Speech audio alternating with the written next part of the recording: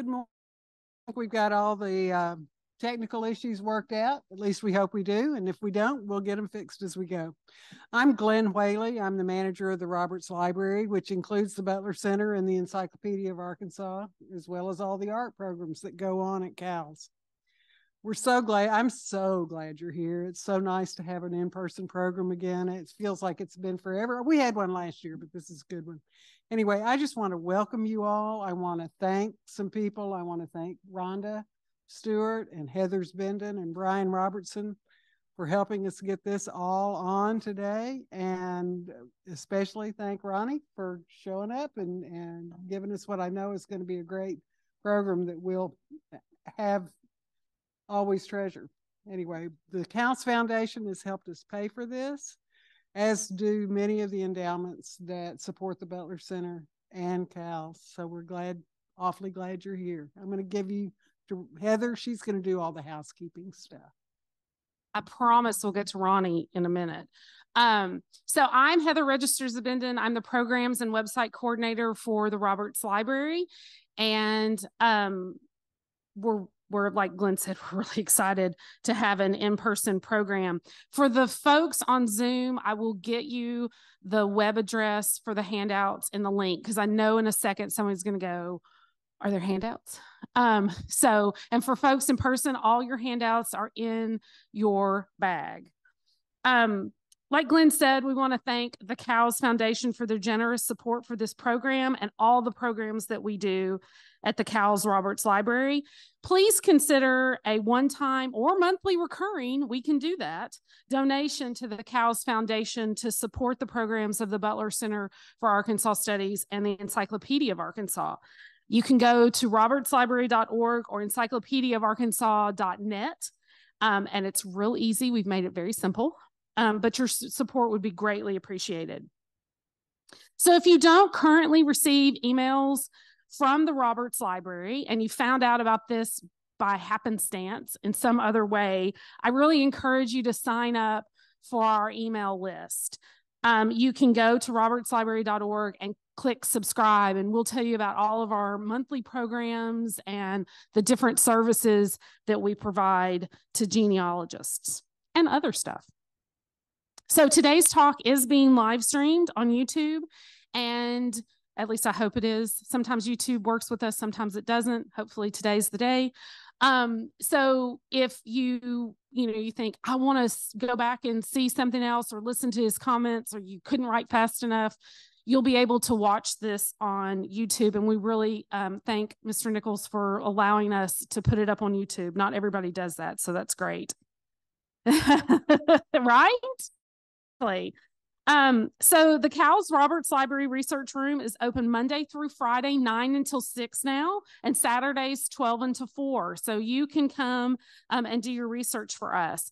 The genealogy is something that we really pride ourselves on at the Central Arkansas Library System. So in addition to the Roberts Library services that we provide genealogy-wise, so, Rhonda, for example, books, things in person and on paper, we also offer a number of genealogy databases, including Ancestry Library Edition. You do have to come in to use that one. Heritage Quest, Fold 3, newspapers.com, Newspapers Archive, and the Fire Insurance Map database, which is my favorite. So some of these databases, you do have to come into a CALS branch, but you don't actually have to drive downtown. You could go to other branches as well. And then once a month, we offer our Finding Family Facts genealogy workshop / class. Rhonda does it. I tech for her, but she does the program. That's on the second Monday of the month at 3:30. And it's really a different topic each month. And then we answer questions at the end. Now we're going to take this coming Monday off. It's Indigenous Peoples Day, and we get that day off. Plus, we're here with you today. But please join us in November on the second Monday of the month at 3:30. So after each session, we're going to take questions. You'll be able to ask questions here in person. I'm going to do a little Phil Donahue and run around the audience with a microphone. I think everybody in the audience is old enough to remember Phil Donahue. That doesn't work with everybody. And then for people on Zoom, you'll be able to type your questions in the chat and I'll read them out, and Ronnie will answer live on camera. Okay, so that's it for me for now.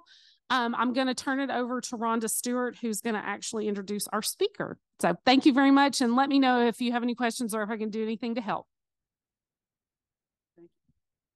Before I introduce our speaker, we've asked Reverend William H. Robinson, known throughout the state of Arkansas for his great deeds in the community, to bless us with a prayer. Thank you for allowing me to have a prayer with you this morning. Almighty God, we come this morning to learn more about our genealogy here with each other. But as we come this morning, oh God, we're concerned about peace on earth. Let it begin with us so that we'll learn how to love and to share with each other. And we will not have a situation that is taking place in the Middle East this morning. Guide us and direct us in all we do and all that we say, and we pray that the technology will have a smooth day. And you know that we love you, we care for you, and we magnify your name in all that we do. We thank you. Give us peace on earth. Amen. Thank you, Papa. That's what most people know him as. He is definitely a father in the city of Little Rock to many, many people.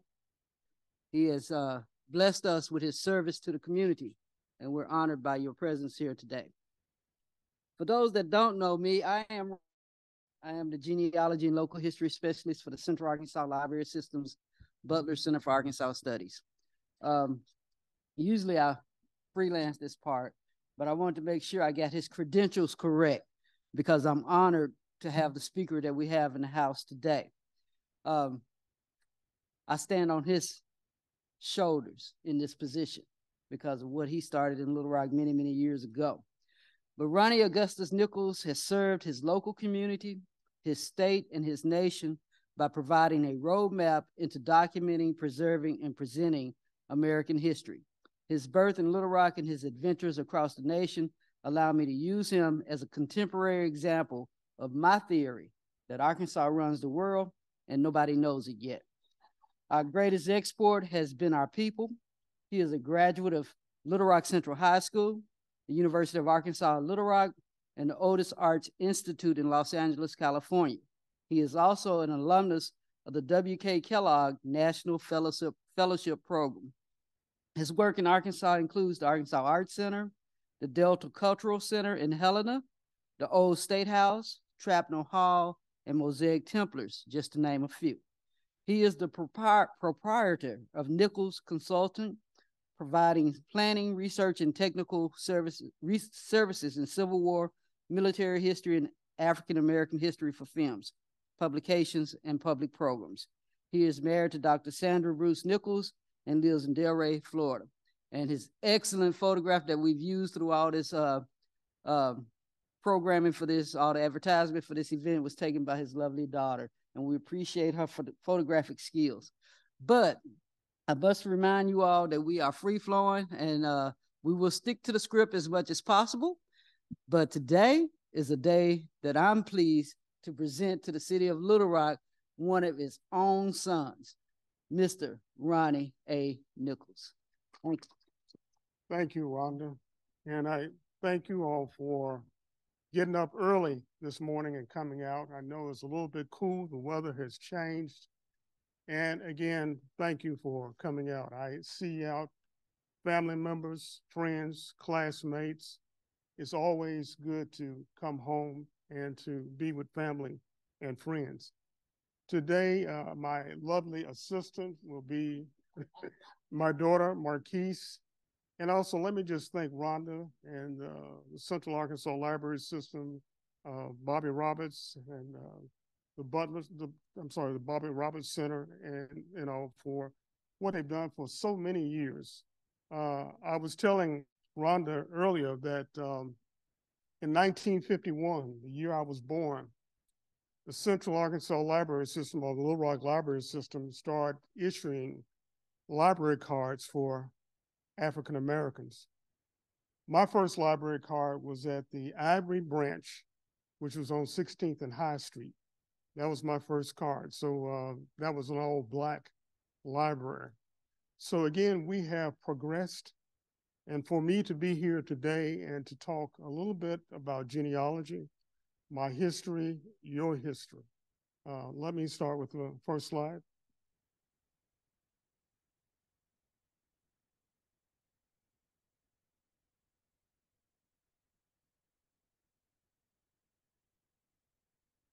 And he said, "Who told you?"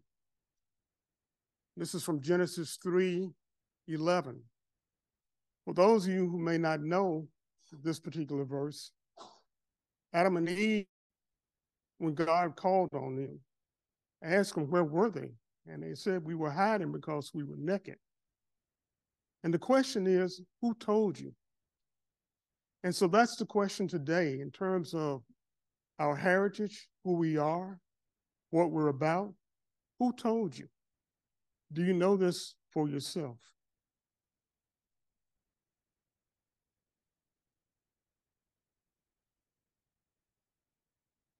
Today we're going to look at genealogists, griot, and those tools that you use.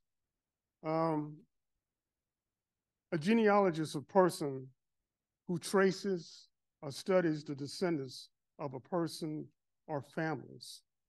And we just so happen to be in the presence, that's my lovely wife on the right.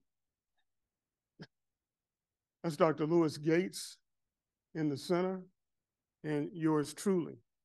And since I mentioned my lovely wife, I must give homage to her for her support in having me here today, as well as my lovely daughter, who is the technical expert for today.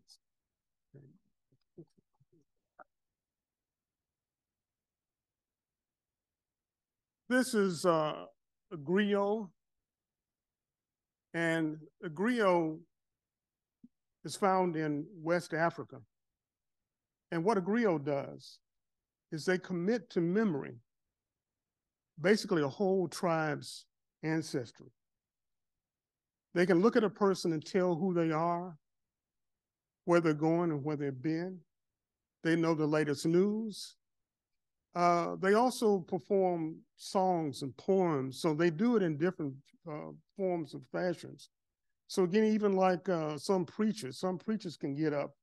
Not only can they preach, but they can sing, and some can quote poetry as well as verses. So one of the things that we have lost in terms of people of African descent is the understanding and the knowledge of our history, who we are as a people. Slavery separated us from that source, that root source. So we lost, in essence, our griots. Now, tools is another aspect of it. Let me ask, and you can hold them up if you want. How many of you have a cell phone or iPad? Okay, all right. This is your main tool, believe it or not. With genealogy, you can take pictures of family members and friends. You can record voice. You can do internet searches. And so right now, there is no excuse. There used to be a time you had to have a camera. You had to have a tape recorder. You had to have a video machine to go and do genealogy. It's all right here in the palm of your hand. And matter of fact, as I say again, you can access Ancestry or any other genealogy program through your phone. And then after you access it, you can share it with one another. So this is one of your main and simple tools that everybody who's basically sitting in here today has. And then, of course, the traditional tools are pens and paper and pencils. And so, and file folders and file cabinets.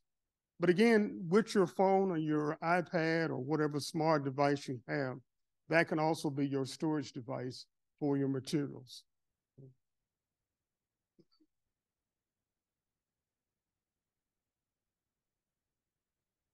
In doing genealogy, you want to start with yourself.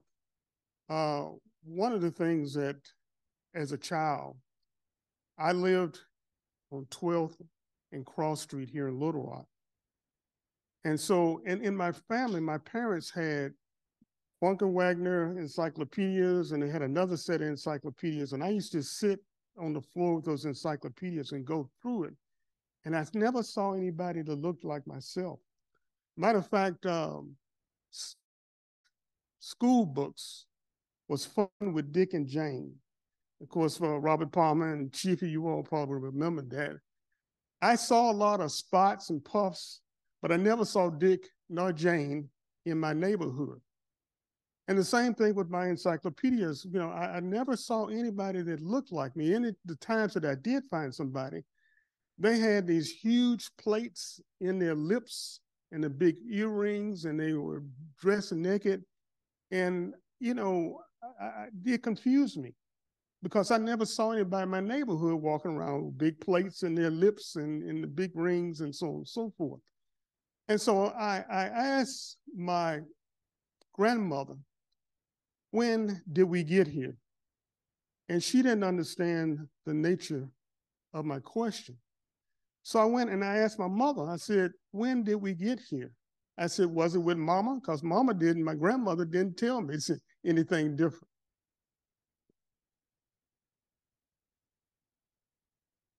Again, as I mentioned, I lived on 12th and Cross Street.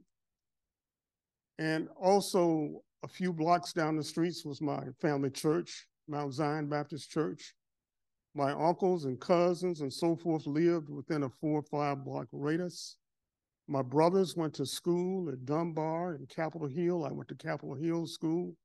And so my point in all of this is that these are sources from where you start. This morning, I have some former classmates of mine who started out in elementary school, and we also finished up in high school, graduating from Little Rock Central. And so we have kept in touch over the years. And so again, my point in all this is that you have the opportunity to stay in touch or get in touch with people who grew up with you or there's a part of your community.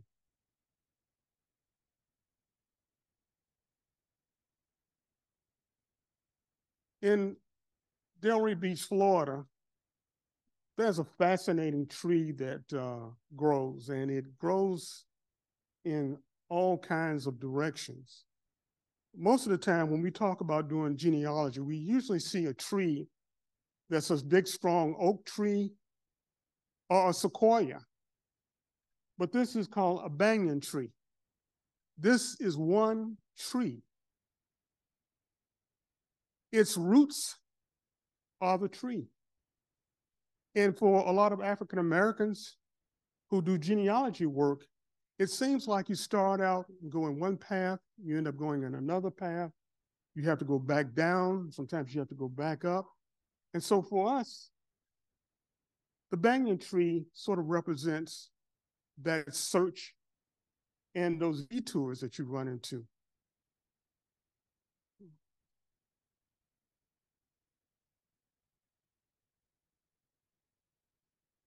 Okay, organizing and fleshing out. One of the things that we try and do, at least try to, is to look at what information do we have? How do we take these tools and bring them together? And like a griot, how do we take this history, this information, and start trying to merge it together? So what I will try to attempt to do today is try to flesh this out for you, to also give you some information on people in Arkansas, in the United States, who have made a difference that you probably didn't know about.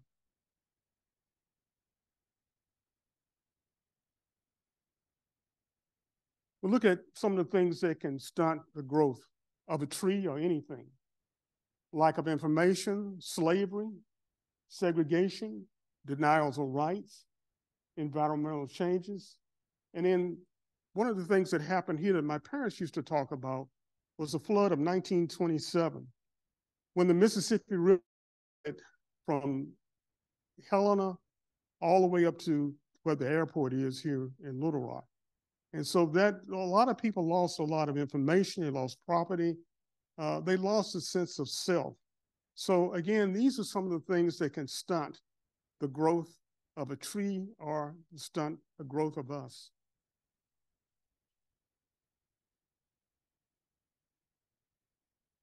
The church. The church at the top there is First Baptist Church here in Little Rock. It started in 1853.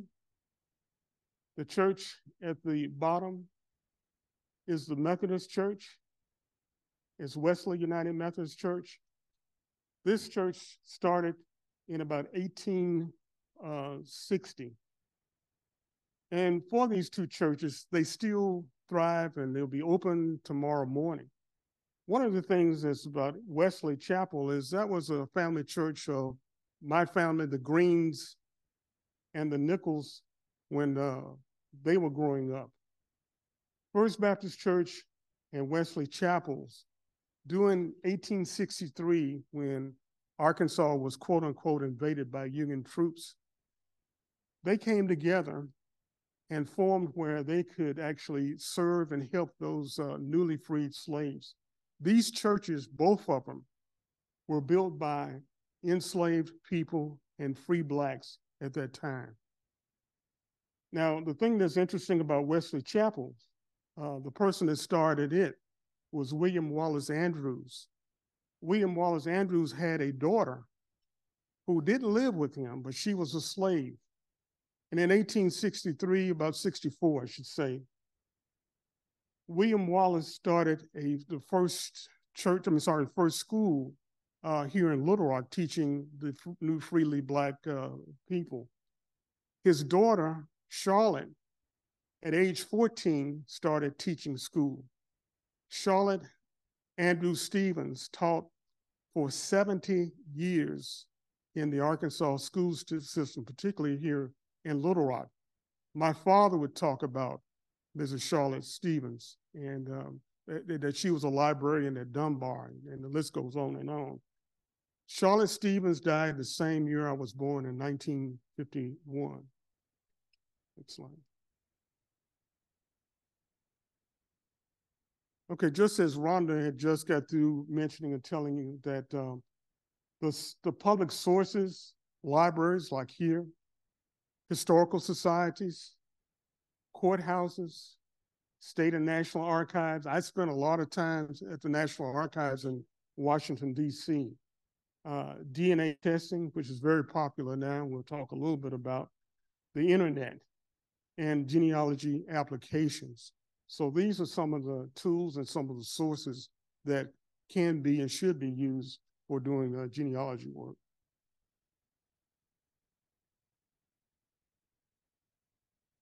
Okay, the Holy Bible, we just got through talking about churches. I'm going to go back again to my grandmother. My grandmother had an old tattered Bible. The back cover was off her, but she had the front cover on it. And she used to sit and read this book every day. My grandmother, Nancy Bradford, had a third grade education. So one day when I was about 4, I said, "Grandma, what are you doing?" She said, "I'm reading the good book." And for me, I didn't say this to her because I didn't want to backhand lick. I said, "That book really must be good because it seems like you can never finish it." So one day she happened to look up over her glasses and cross over from the Bible looking at me. She said, "You know, I prayed for you before you were born." And as a 4-year-old, that was a conundrum for me. How could you pray for me before I got here, before I was born? But I didn't understand the power of prayer. And then another time, as she was reading her good book, I asked her, I said, "Grandma, what are you doing?" And then she looked over again at me. She said, "You know something? Your name is in this book." And There was another puzzling thing that came out of the good book. How could my name be in this book? How could you pray for me before I was born? What I didn't realize and what she meant was that the genealogy, a lot of older Bibles started out in the front or somewhere in the front with the family genealogy. I had passed out or put in you all's package there a genealogy here is of Washington Toombs. And it's just this white sheet here. It's a separate sheet from this clipped together here. And I'm going to read what's in the highlights here, or what's been highlighted here. I have not the original copy of my birth records. That was kept by my white people who owned me. I got a copy of it a good many years ago and wrote in my family's Bible birth records, which I have this day produced, and which reads, George Washington Toombs, born August 15th, 1840. I was called by Washington, so when I was enlisted, I did not give my full name, George Washington Toombs, but I only Washington Toombs, as I was usually called. And so this is a sworn deposition. This is out of a pension record for George Washington Toombs, who was a member of the 2nd Arkansas Regiment of African Descent, later changed to the 54th United States Colored Troops.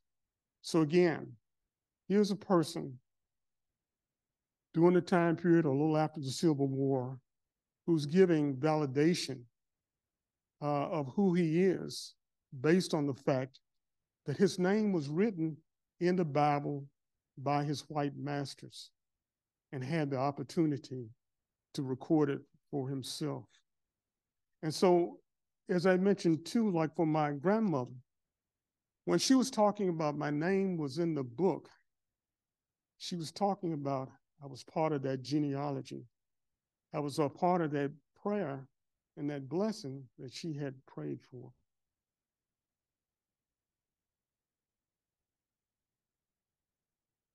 Also in your packet, I'm pretty sure you probably have sound decks. And this is interesting. I won't go through the whole 9 yards on this, but this tells you how to go about doing research, especially when you're using census records.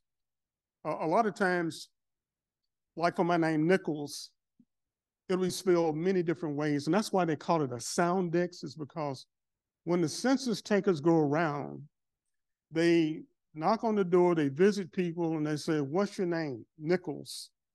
And so with the latest census, the 1950 census, and I was born in 51, I wanted to get a chance to look and see what was my parents and brothers and so forth doing at that time, and I couldn't find them.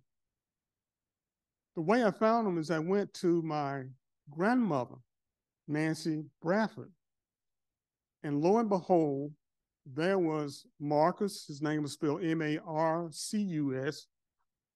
His name M-A-R-Q-U-I-S. And his last name, Nichols, was spelled N-I-C-K-L-E-S. The spelling of my name is N-I-C-H-O-L-S. So therefore, my father has ended up listed in with my grandmother, and I'm pretty sure if I put the information back in with the N-I-C-K-L-E-S, I probably would have found him. But I'm going off the information that his name is spelled N-I-C-H-O-L-S, just like my name and our name. So you have to figure out and listen to and remember, as you're doing research, don't stick with just the way your name is spelled. Think of all the different ways that it could be spelled.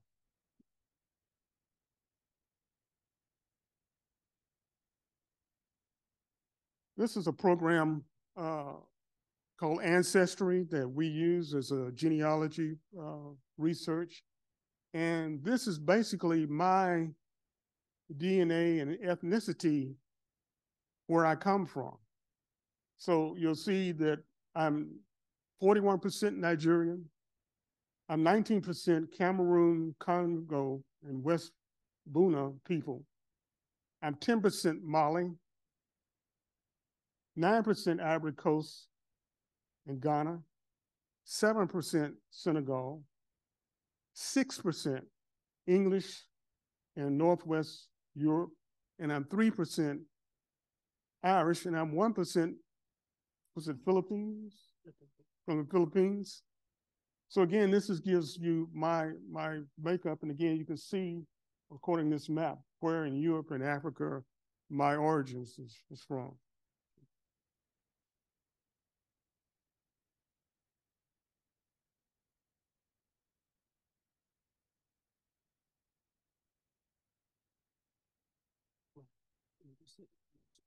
Okay, this is from the Ancestry program. You've probably seen advertisement on Ancestry, and as I say again, this is an African-American cowboy, modern-day cowboy. The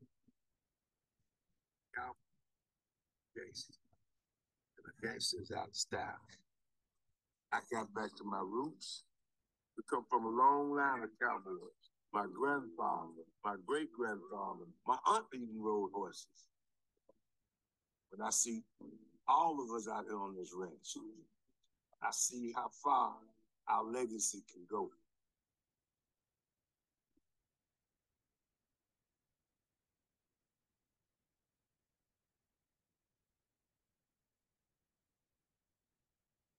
The thing about Ancestry is that they have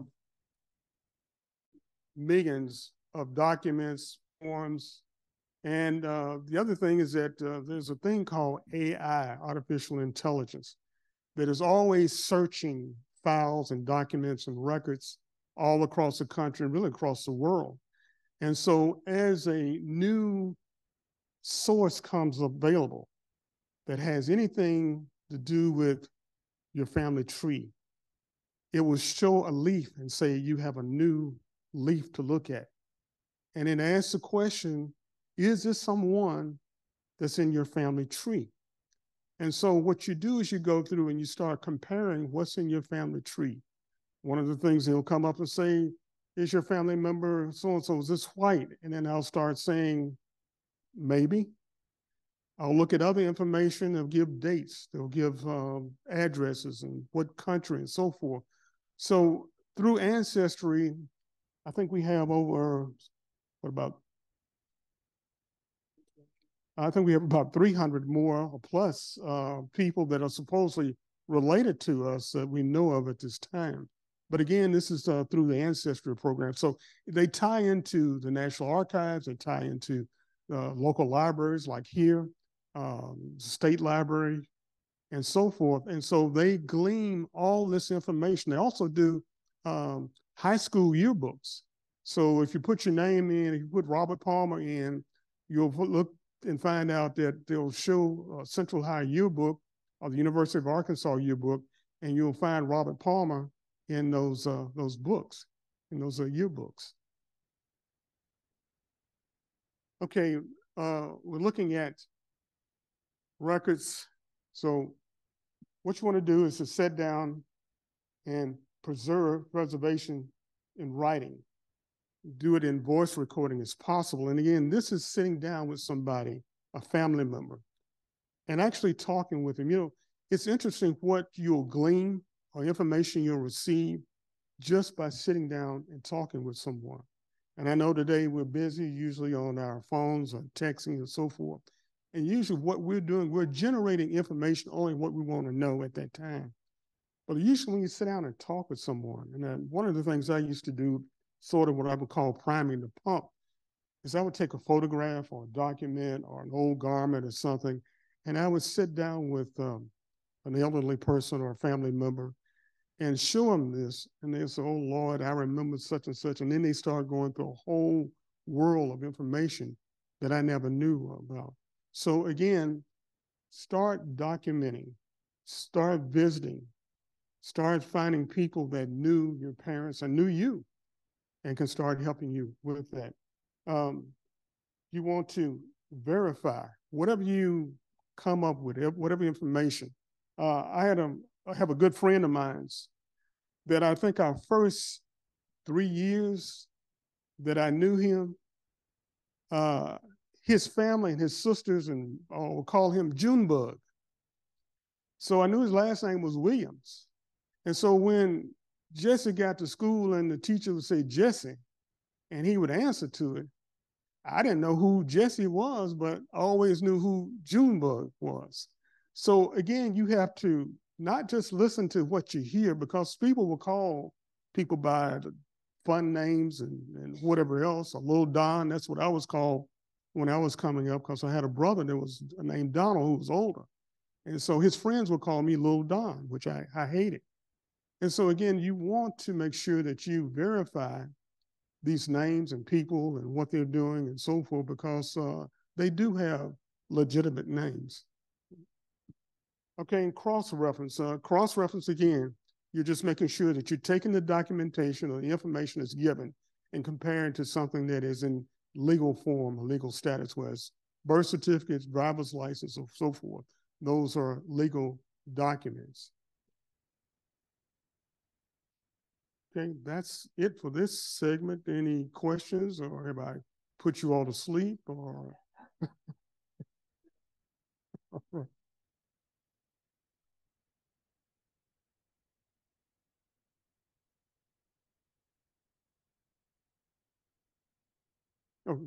Yes.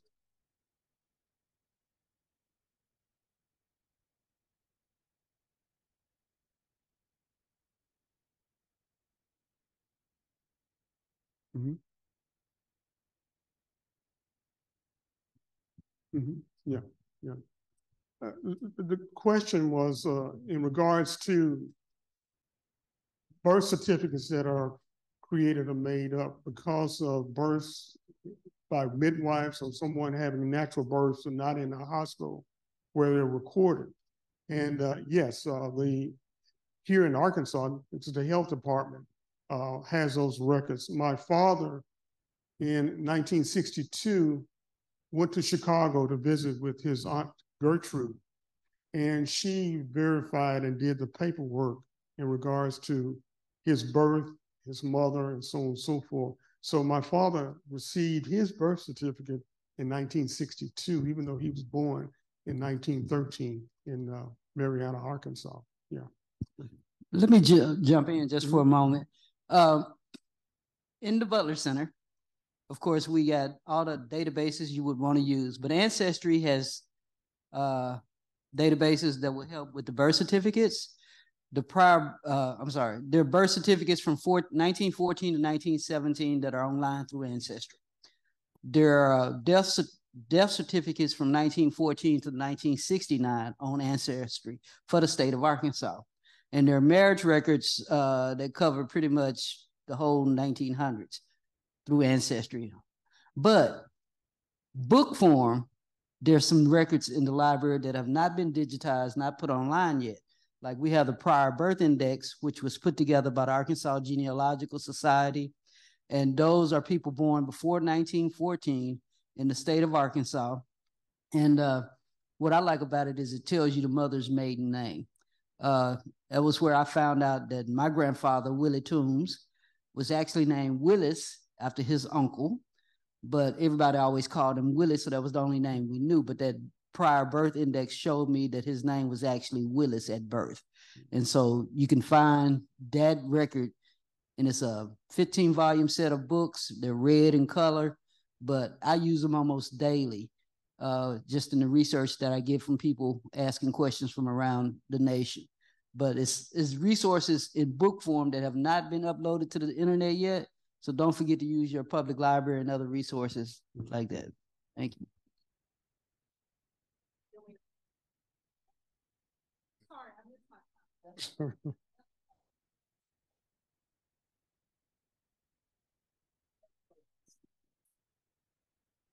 Thank you. I'm the oldest girl of 6 children, and I remember my mom telling us that a great aunt that raised her, okay, they had to guess what her birthday was. To this day, and I've never asked the question, I should have told Ronnie and put him on it. We're not sure you know, the year they may have right, I don't know. But her birthday, we've always celebrated her October 15th. And I'm wondering if we could actually, even at this time, find her actual real birthday. Her mother died when she was 2. So I don't know.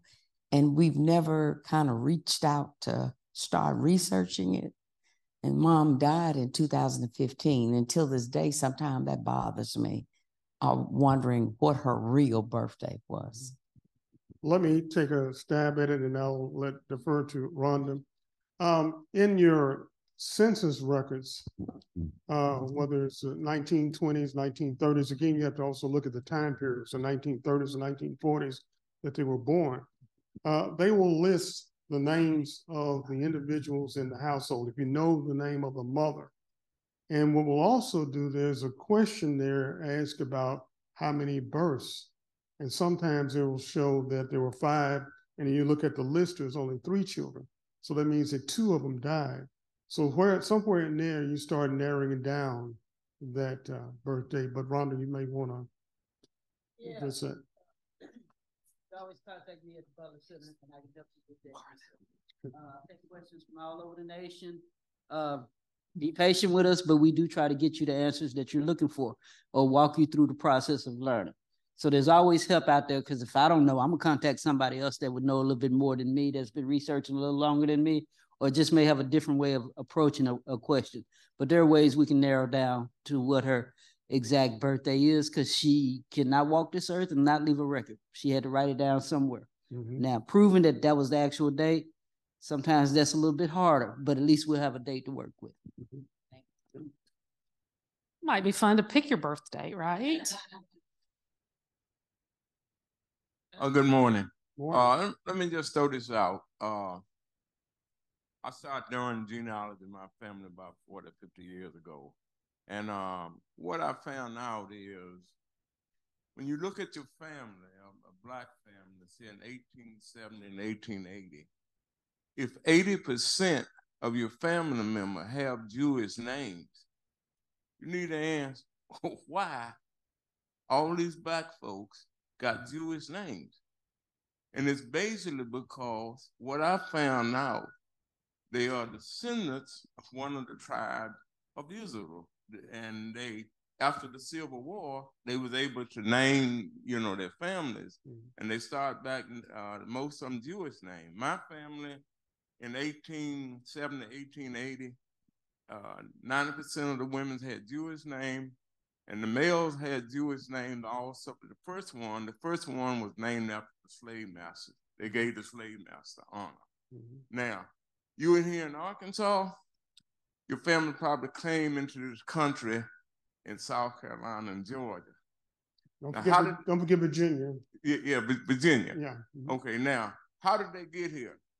They caught the Greyhound bus. It came down Interstate 20.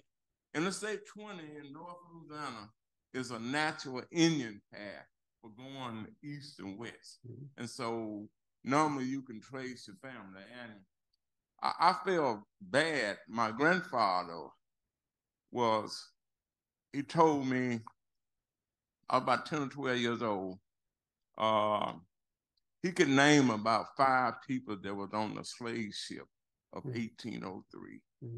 And I was too stupid to write down the names. And so I've been trying to redeem myself ever since, you know. But Lord of London, you know, they're the finance institute of the world. They normally insured all the slave ships. Normally slaves was ordered a year before they arrived. You had to pay for them, and you told them what you want. You wanted people to work in the tobacco field, you want to work in the cotton field with the water, and they got you a particular type slave that was on the ship that's going to be coming a year later. And so the Lord of London, they have a slave law of the most of the ship with the slave named as the best that they could write what their name was. So I just passed it out. I've still been trying to redeem myself. Yeah.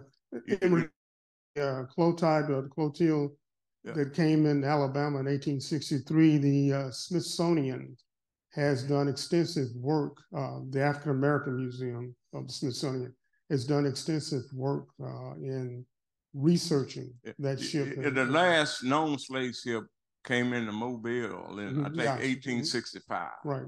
No, it was 1863, Mobile. Yeah. Okay. I just threw it out. Well, thank you for your time. Thank you. Another thing is, after slavery, most slaves felt that the slave master gonna come back after them, and they would change their name.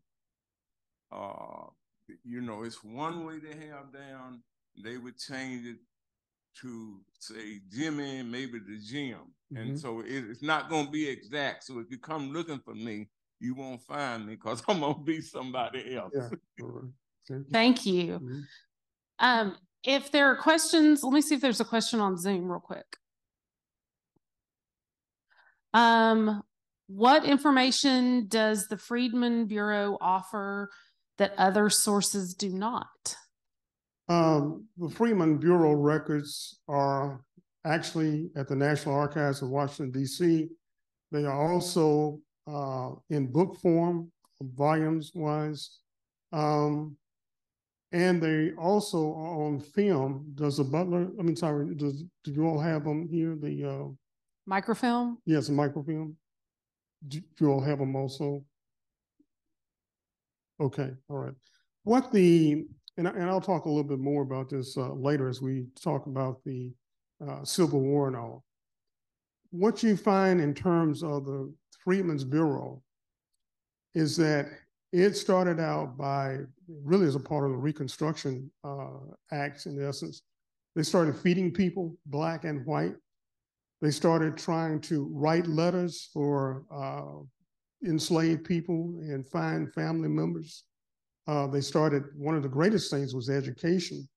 Another thing was the Freedmen's Bank, because Black Union soldiers were being paid and they had no way to manage their monies. And so the Freedmen's Bank was also instituted to try to help with that. But there's tons of names who people worked for. In other words, after the war, there were Freedmen's bureaus set up. And here in Arkansas, I think there was over 20 some Freedmen's bureaus set up throughout the whole state.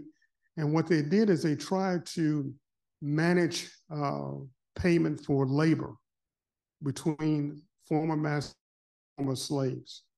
But the list goes on and on and on of what all is in the Freedmen's Bureau record.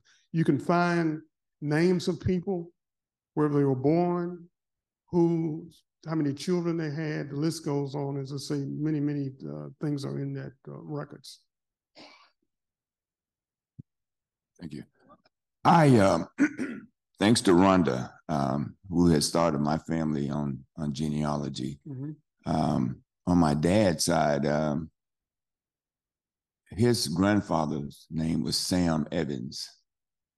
And we've been doing the research, and I found out in North Little Rock, there's a street named Sam Evans. It's actually is over in Dixie.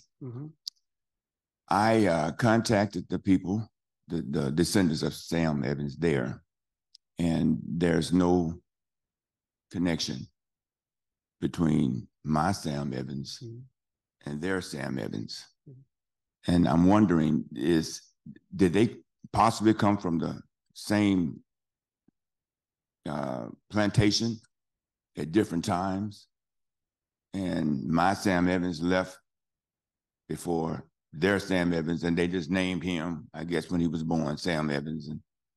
But I can't find any in relation. So what time period, in other words, that you're talking about? Are you talking about 18 something, or what are you time period you're talking about? Now that I'm not sure of at this point right now, the time period, but we're just looking at names to see if anybody, if we're cross-referencing names. Yeah, well, I'm pretty sure Rhonda is the expert, but yeah, you know, once you start finding people in the census and start seeing where they live, who their neighbors are, and so forth, you start getting an idea of the locale of what's around them and who they are related to. mm-hmm. Sometimes, again, even with those census, you start looking back again at churches. And the other thing about churches is that they have had programs that do family photographs and so on and so forth. And so my point in all of this is that you can start whittling down and finding out which Sam Evans this is. Mm-hmm. Okay, all right. That's a good question, Chief. When it comes to names, none of us are truly individual. There's somebody with our name somewhere. I grew up thinking I was the only person named Rhonda because I had not met another Rhonda until I was a teenager. But I did a search on my name in the old census records and found a Rhonda Stewart in the 1800s living in Arkansas. And it was spelled Rhonda, not Rhoda. So that shocked me. I don't know if I'm connected to her, but I like to think her spirit is in me. But when you're researching, especially here in Arkansas, I say you can't claim slavery till you prove slavery, because there were a lot of free people of color in the state of Arkansas. Mm-hmm. And when it comes to names, sometimes that's our oral history repeating through generations who we are. And you may have a cousin with the same name as your great-great-great-great-grandfather because his mother or father and your mother or father decided to name you or them after that ancestor. So don't throw away that information. Dig a little deeper, because if there's one record, there's going to be another record somewhere, and something eventually will lead you to the information that you're looking for. You just have to dig under every rock, look in places you would not normally look at. Some of the records I look at, like Ronnie was mentioning the Freeman records, and a lot of times people think, oh, that's not for me to look at, or the slave narratives that we have copies of in the library, and they're also available through Ancestry. I look at slave narratives because slavery was a business, and when people talk about slavery, they don't talk about just one color of people in slavery. They talk about the people that own the slaves. They talk about the people that manage the plantations. So no matter who you're researching in the state of Arkansas during that time period, they may be covered in a slave narrative. Somebody's story or a memory of what happened during slavery might mention the fact that we had an overseer and his name was so-and-so, so-and-so, and you never knew that your ancestor was an overseer on a plantation. So don't be afraid to search whatever records are out there for the names that you're looking. And I grew up in the South End. I'm from the South End, but my mother's first house, the neighbors on either side of us were white. So those are neighbors that I remember. And when I do my research, I have to go back and see, oh, they were living there a lot longer than our family. And then the neighborhood changed, but many parts of Little Rock were integrated physically. You know, it may have been block by block that was segregated, but you have to look at the time period and look at, I prefer the city directories for that to verify which family member I'm looking for and which person I'm looking for. Because again, we have duplicate names no matter what your race is. There's somebody with your name somewhere.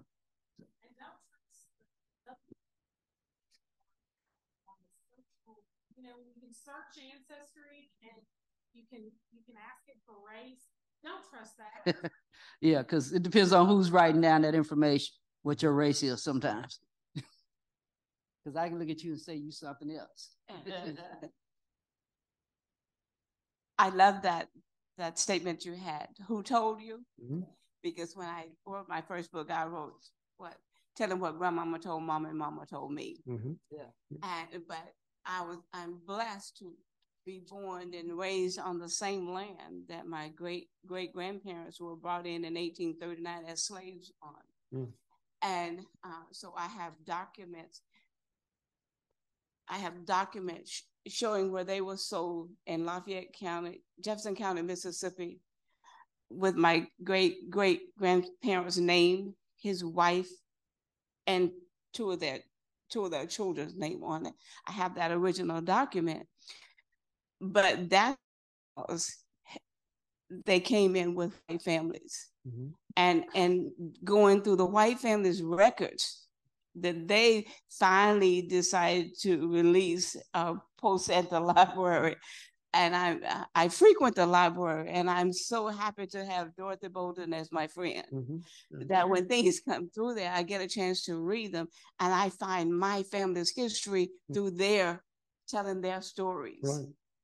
And even to my church, who has an establishment date of 1864, we found out recently the person that we said was our first ordained is not, because of another white church finally released their record.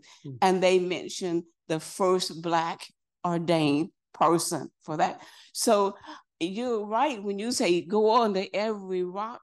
And I was blessed also to live in a dog trot house that had been a slave owner's home.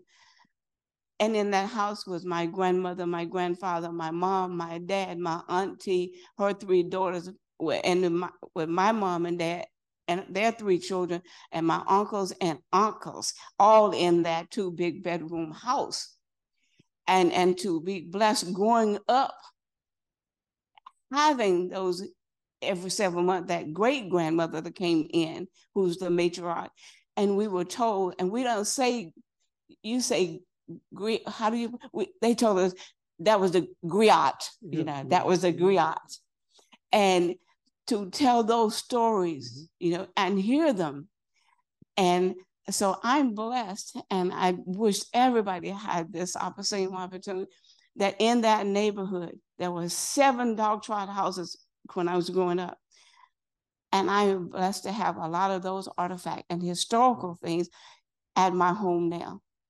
And I always say I'm just a caretaker from those artifacts that came out of that community that they brought in 1839, and with their slaves by a wagon train. And the historical marker has all the white slave owners' name on it. All of our Black families have those same names. Where did they come from? Where they came from Silver Spring, Maryland, down on through North Carolina, on down to Georgia, and then from Alabama on into across Mississippi, Louisiana, and into Strong. It's called Harrison County Township, now New London, now Strong. And so, you know, but that area, and we just celebrated that slave cemetery. We just recognized our first Confederate Civil War Black soldier there in October. But not only there in that first cemetery, Clark Wallace Cemetery, we also had a Union soldier we recognized at the same, buried in another cemetery right on down the road. There's a 3rd cemetery down. All of them have Civil War soldiers buried in, but one has that Black, well, he's white, buried in the Black cemetery, but he's my great grandfather. And so we just recognize that in October. July, yeah. We just recognize. One of those common names, the Smith, but my name is Carol Ann Smith Williams. I just want everybody to know, because this is being recorded and somebody may pick up on some of that information. Okay, well. And want to contact you. But if they get to us, we can get to you. I'm just blessed to have that kind of information on my family. Okay, we have a question on Zoom. You're going to like this one. I mean, you're going to like it too, Ronnie, but this is right up Rhonda's alley. So Kathy Chambers says, I have not been able to locate a birth certificate for my mother. I do not have any records from her, not even a Bible. We are having difficulty locating what state she was born in because we are not sure of her birth name. We have looked at her birth certificate. We have looked for her birth certificate in all states that bordered Arkansas. It appears she used several aliases. Also, we are not sure of my grandmother's real surname or my mother's father's name. What's the best place to start? First of all, mama don't want you in her business, okay? Mama don't want you in her business, but there is a record of mama somewhere. And sometimes as adults, we can change our names up. It used to be real easy to do, not so easy now. But there's still a physical record, a government record, actually, of who she is and the names that she used. The question is, who was she hiding from? I remember when I first started working at this job, there was a lady in her early 90s who came down and wanted to know if her first husband was still living or dead, because she had left him and changed her name because he was abusive, but she was still fearful that he would come find her.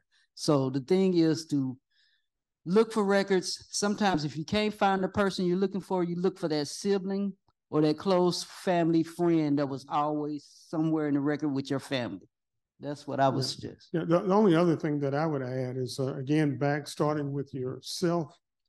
And when I say start with yourself, you had to, at some point, have possibly some other family members or someone who knew you or helped raise you in your community or town. So again, you want to start with yourself in terms of who's still around that may know you or knew you or may know your parents. So these are starting points. And again, back as Ronnie was saying, if you have some type of government ID or document, and one of the things that a lot of people apply for is Social Security benefits. And so with the Social Security benefits, you'll find out where they were born or when they were born, the Social Security number, and so on and so forth. Right. Security card have a lot of information on. Mm-hmm.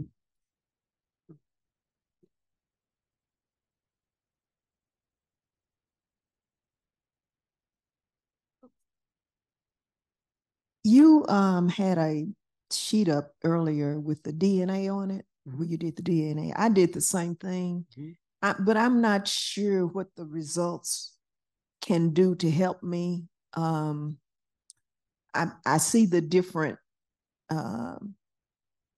countries in Africa on my DNA, just like yours. Right. How do you trace that? Because if you have like you have Nigeria, Cameroon, I have the same thing, Ghana and all of that, then Scotland and those type of things. How do we, how does that information help us into? Well, it helps you. I've had people tell me that, and I've had a chance to travel the world, that they know somebody that looked just like me and they're from Cameroon. Well, it could be that may be some distant relative of mine. So as I say again, going through that middle passage being shipped as cargo from West Africa to the Americas, to the United States, that has severed our relationships, but still that DNA has still traveled from Africa or Ireland or wherever to here. And so what it does, it helps you understand a little bit more about your makeup. Also, it helps too, and my wife may disagree with me on this, but in some physical or medical, whether it's sickle cell or whatever, there may be some reason that some Black people will have sickle cell and some don't, because they may be coming from a certain region. And again, I'm not a physician. She is, and she may agree or disagree with me, but what it also helps, thank you. She gave a thumb up on the fact I'm not a physician. But the other thing that I will talk about a little bit is that, at least with the Civil War, is that a lot of these soldiers ended up having medical records. And these records can even help today in terms of figuring out high blood pressure, heart disease, the list goes on and on and on, that you can find out that the relative had back in 1863, 64, and so forth, through these medical records of Black Union soldiers. Okay, we've got one more question on Zoom real quick, and then we'll take a break. Okay. There is a lively conversation about Freedmen's Bureau records in the chat on Zoom, but we'll put some information, we'll type it in. Well, now I lost the question. There it is. Any suggestions on locating data on my great-grandfather? The only data I've been able to locate his marriage to GGM in Arkansas during the late 80s in Prairie County, and census of 1880, 1870 in Mississippi and Tennessee with his family prior to marriage. It's as if he dropped off the planet. Help. It's possible he could have dropped off the planet, but again, back as Rhonda is saying, is that there's probably some documentation. The question becomes, where in Prairie County did they live? Prairie County at that time period didn't have a vast population. And so again, we should be able to somewhat draw a circle and start trying to see or find out the location of this person. We all pay taxes. Look for the tax records. Okay, for part 2.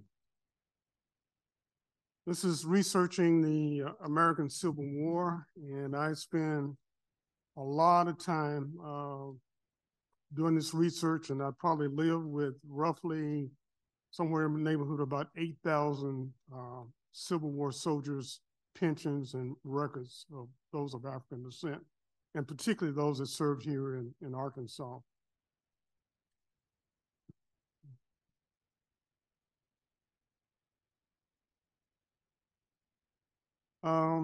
Miss Williams, yes.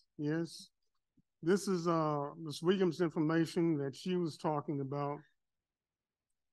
This headstone ceremony that took place just a few months ago.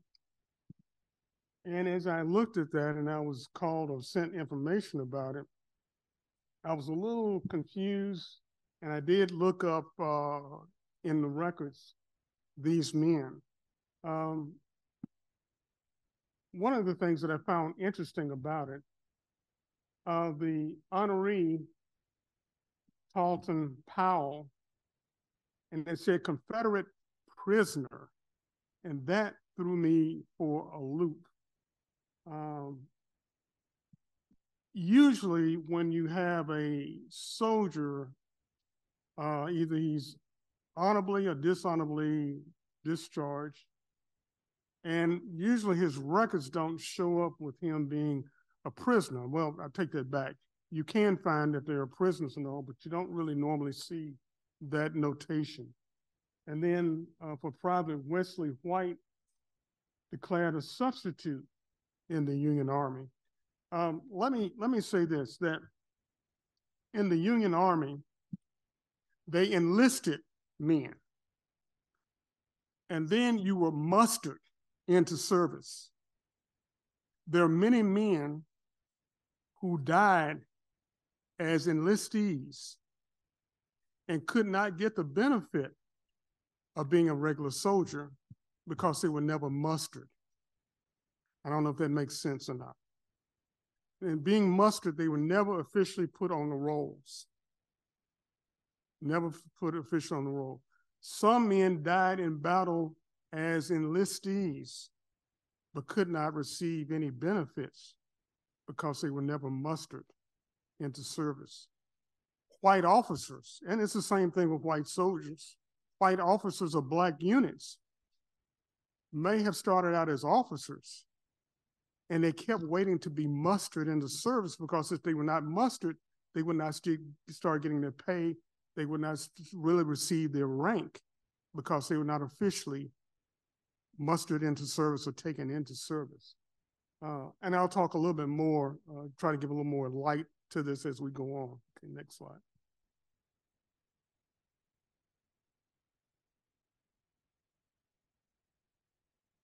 Okay, for a lot of people may not realize, but men of African descent served in the Revolutionary War, and they served in the War of 1812.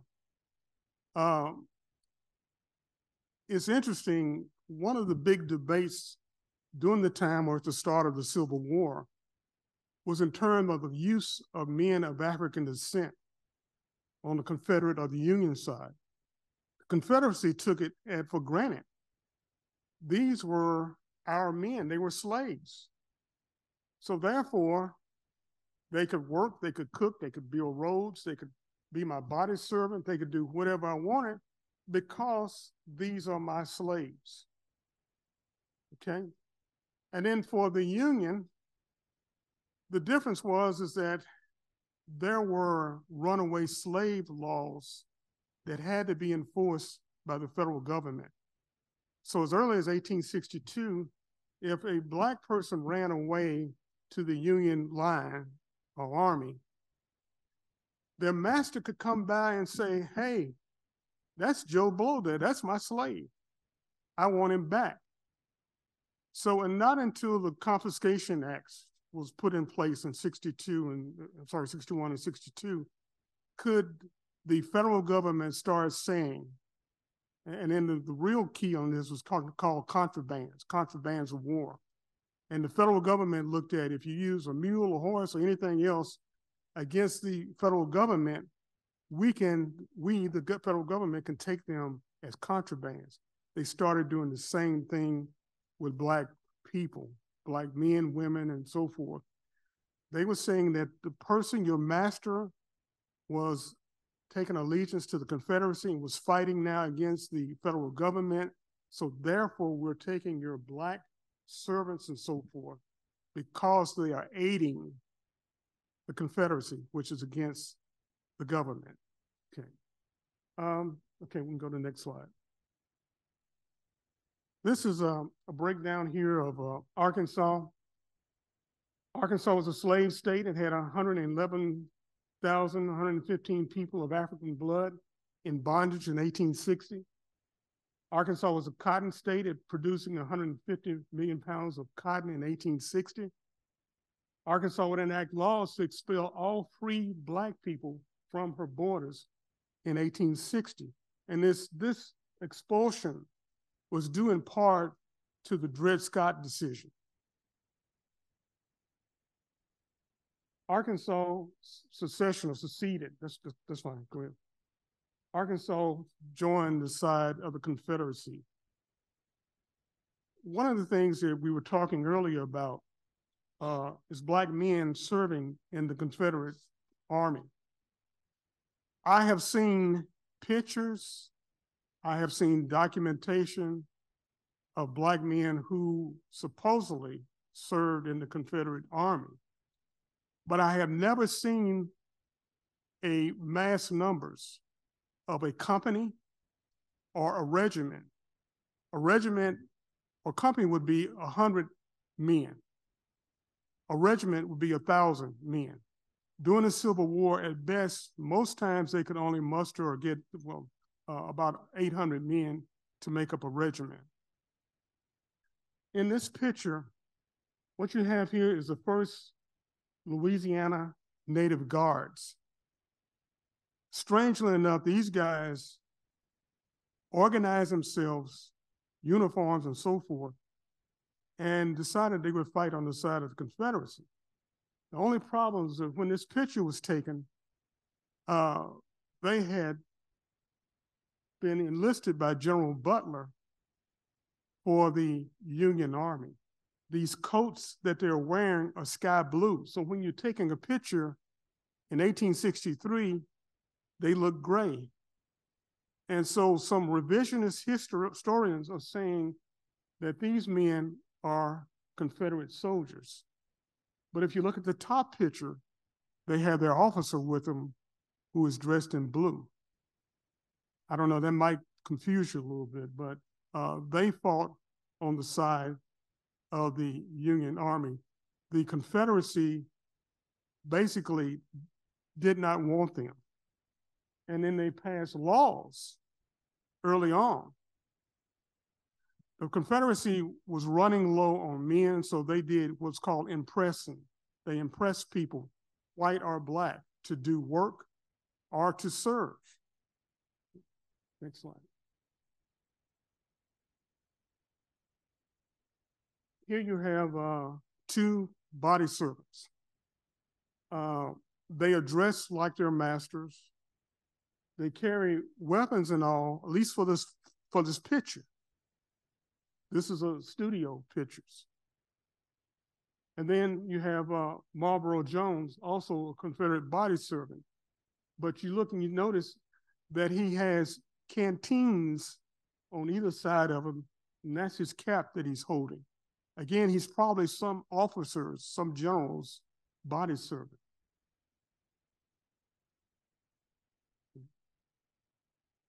Now here in Arkansas and Phillips County produced 7 Confederate generals. One of the generals was an Irish nationalist by the name of Patrick Cleburne. Cleburne was a pharmacist there in Helena, Arkansas. He never owned slaves, but his love and his desire to help the South he came with an idea, a proposal to enlist Black men for the Confederate Army. And this was about 1864. In 1864, at Franklin, Tennessee, he is put, this is my theory, he is put in a position where he is killed. And so therefore, his plan really never went into effect in terms of recruiting Black men for the Confederacy, not until about 1865. By that time, the Civil War would be over with. So we'll go to the next. You'll find a good number of men of African descent in the Federal blue. This is a colorized picture of the 4th U.S. Colored Infantry. You can notice they have brand new Springfield rifles. They have a sergeant. They're dressed with shoulder scales. These are these plates on their shoulders. They're dressed in what's called frock coats. These are men that they put on display. They did the same thing here in Arkansas. The major cities in in Arkansas were patrolled by Black soldiers by 1864 and 65, and they were dressed similarly like this.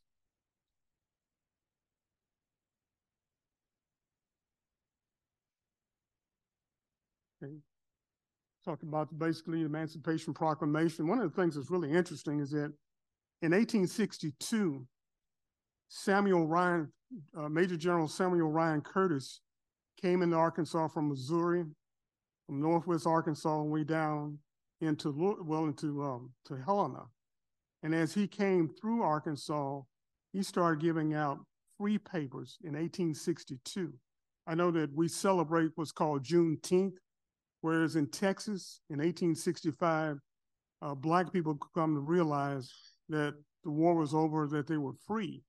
In Arkansas, it was early as 1862, Black people had started receiving emancipation papers that were passed out by General Samuel Ryan Curtis and his men.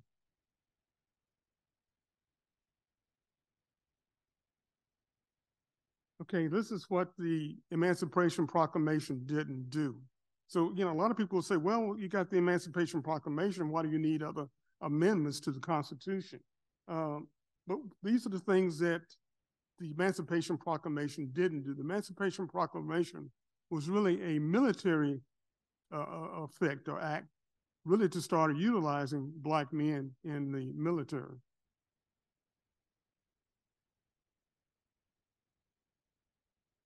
Okay, this is a breakdown of the number of men who served from Arkansas. You can see the whites, 65,231.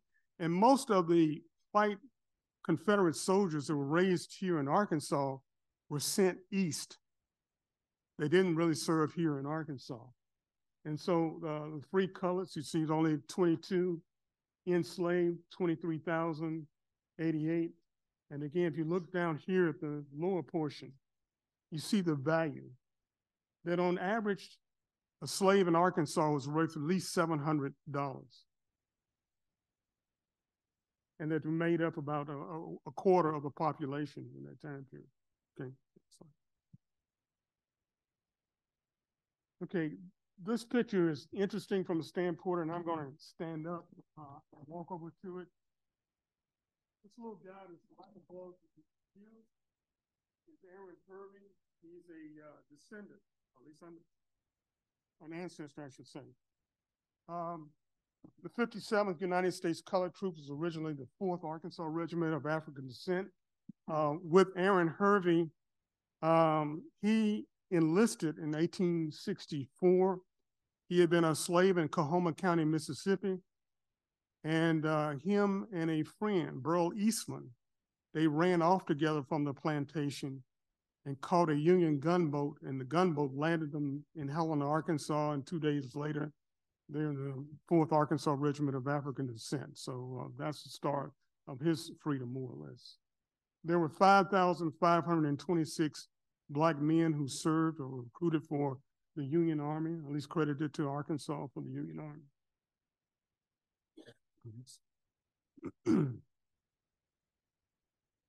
And with the Brothers in Arms, this young man here is quite interesting, quite fascinating.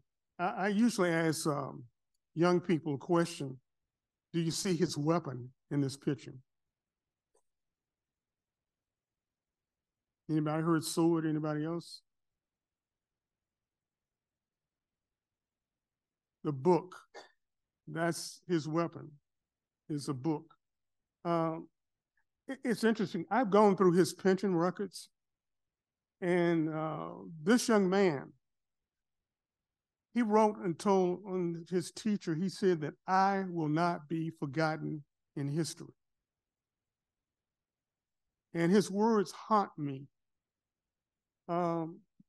His right arm is not usable. They were vaccinating them at that time period. He got a bad bowel and it destroyed his right arm. But he was very brilliant. He was a former slave. He was able to read and write. And he's dressed in the way that he is. He's dressed a little bit different from the others that you will see. His belt that he has on, that's a non-commissioned officer's belt buckle. He has a sash around his waist. He's wearing gauntlets or gloves. What he was made a clerk because his ability to read and write. So here he is, 16, 17 years old, and he writes the most beautiful accounts of them setting up the camps and where they were living and so forth. He talks about how he ruptured himself picking up boxes. He said that even though he was a boy straight from the farm, that he ruptured himself trying to carry cargoes and unloading boats and all.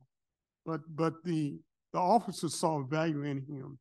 And even though he could not actually carry a musket anymore, and they used his abilities and his brains in terms of him being able to read and write and keep records for the regiment. This young man here, around the frieze of the public library, well, I'm sorry, it's Ron, where's Rhonda? His image is on the frieze outside of the building here. Yeah, okay. Anyway, on the side of his neck here, if I will point out, there's right below here, there's a little area that's jutting out.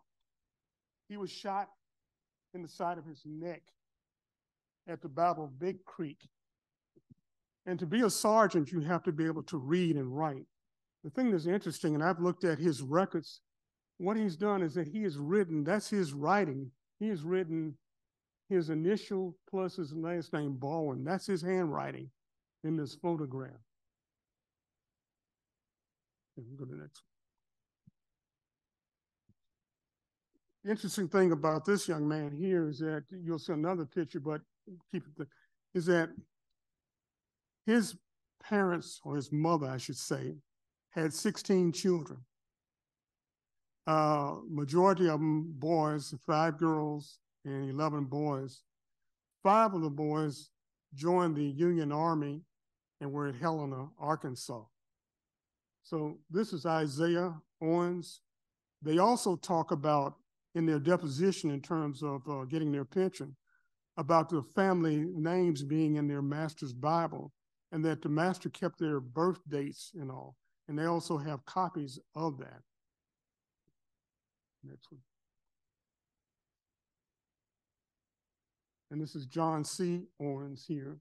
They have another brother named James Christopher Columbus Owens, who became a ordained minister and a doctor of divinity.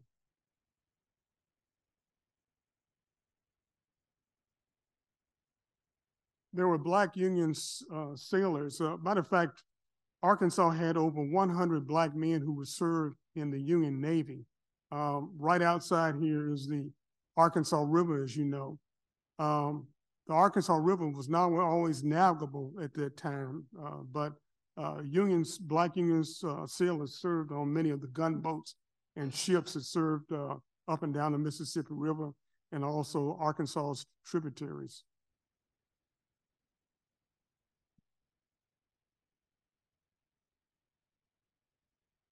This is the first operating U.S. Army hospital. It had elevators in it, it had flushing toilets in it, and it had a crew of doctors, nurses, laundresses, and there were Black women who served as laundresses and a few that served as nurses. One of the women, you see here that they were called first-class boys, at least they had that rank. One of the women, her name is Anne Bradford Stokes. After the war, she applied for her Civil War pension and was able to receive it. So therefore, here you have a Black woman who is receiving a Civil War pension just like Black soldiers and sailors.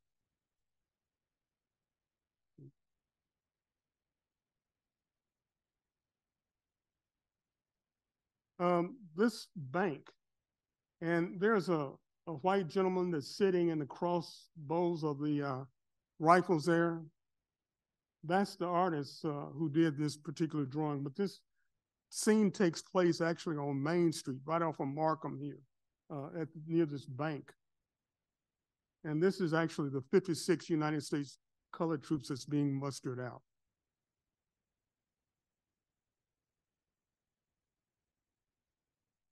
This is quite fascinating. William H. Gray from Helena, Arkansas, Phillips County. And I just want to read these words here. It says, "We have since been seen not only in uniform of soldiers, but battling for our rights as citizens. We have thrown off the mask hereafter to do our own talking and to use our legitimate means to get and to enjoy our political privileges." And this was taking place. There was a convention of Arkansas Black citizens that was held at what we call the old State House. And William H. Gray would go on to be one of the Black legislators from Phillips County. Thanks.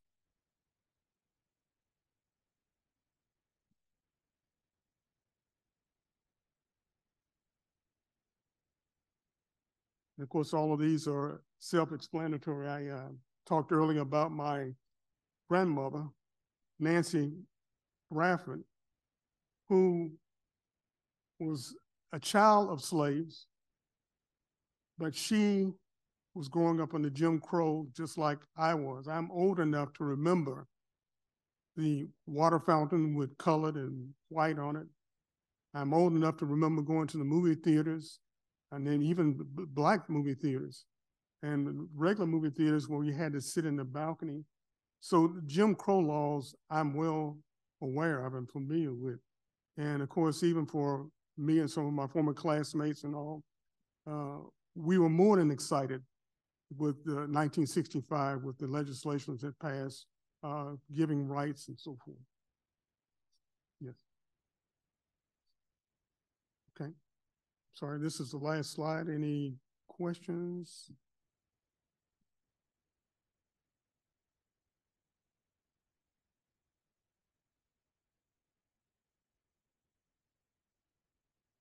I think I've shown too many slides. I think that's. They're just so amazed. They're just in awe. Questions from the audience in person?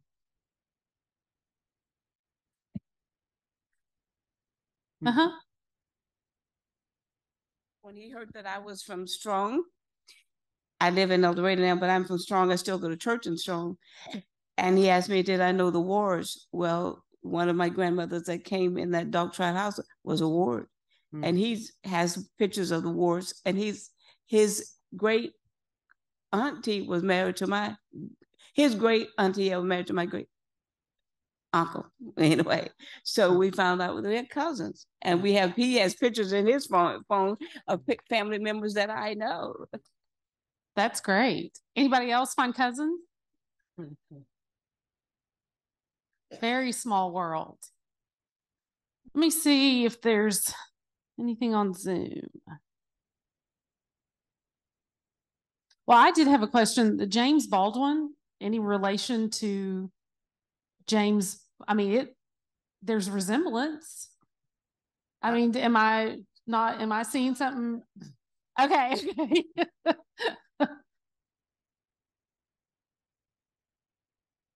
I forgot that there is a sheet that you all have. It's called the Search for Civil War Soldiers and Sailors. The National Park Service has this site up, and you can actually enter a name that you think that may have served in the Civil War. And if you know the location, the age, and all that, the more information you can put in a person, the better response, the better return you will get from it. But again, this is the search for Civil War soldiers and sailors. So is he related to James Baldwin? I don't know. Okay. Well, I think we need to figure that out. Okay, hang on. How many people in this room know of at least one ancestor that served in the Civil War? Mm-hmm.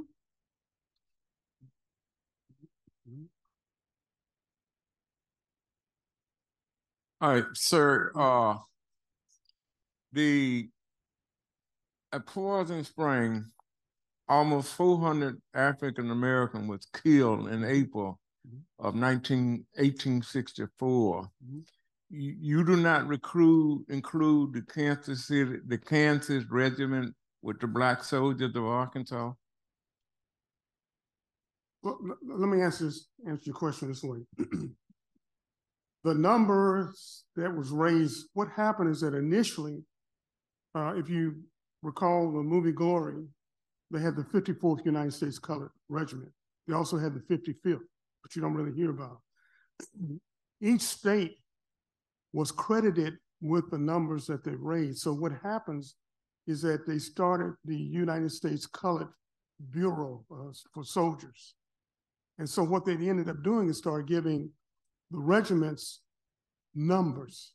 So like initially when I showed you, well, he was originally in the 3rd Arkansas Regiment of African Descent. That was changed to the 56th. So back to your question, the 1st Kansas spent the majority of their time, the 1st and the 2nd Kansas spent the majority of their military duty in Arkansas. So the numbers I gave of 5,526 is what's credited in terms of raising troops. That is not all the numbers in terms of Black troops or Black men in Arkansas. You had the 60th, which was the 1st Iowa. Iowa did not have enough men, Black men, to raise a regiment. So they raised about 500 in Ottumwa County, Iowa, and then they raised the rest of them in the St. Louis and Missouri area, and then they moved them down. They came, the 1st Iowa, the 1st and 2nd Kansas were all raised as fighting units. Many of the regiments that were raised in Arkansas ended up doing a lot of building fortifications, guard duty, so on and so forth. But the 1st and 2nd Kansas, the 1st Iowa were all brought in as fighting units. I don't know if that answers your question or not. We have a request on Zoom to go back to the photograph of the Black woman in the Navy. Mm-hmm. Which one? The Navy. The one with the Navy boat. There. Mm-hmm. She just asked for that. There wasn't a question along with it. All right. Let's see. And then people are asking for the name of the site, the National Park Service site. And someone else in the chat has shared it. The chat on Zoom kind of takes care of itself. So there's one thing that I'm sorry I failed to bring out, is that with me being able to find these soldiers, many of them filed for pensions. And in their pension records, there's sworn deposition. So the information they give has to be verified. And by verifying it, they get former soldiers, their officers, and so forth. And in doing this, they talk about the battles they were in. They would talk about where they were located. They talk about when they were sick. All this is in their service records. There are medical records. There is, they talk about their wives and so forth, their children, all of these documents. And some of these talk about even beforehand when they were in slavery. Some of them talk about times in 1830 something. And they can give the names of their parents and their great-grandparents.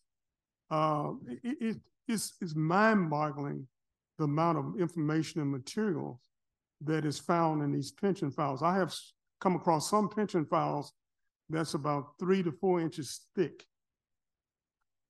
Some of these soldiers lived to a point where they lived to be in about 1939 or so, and some of their records are at the VA.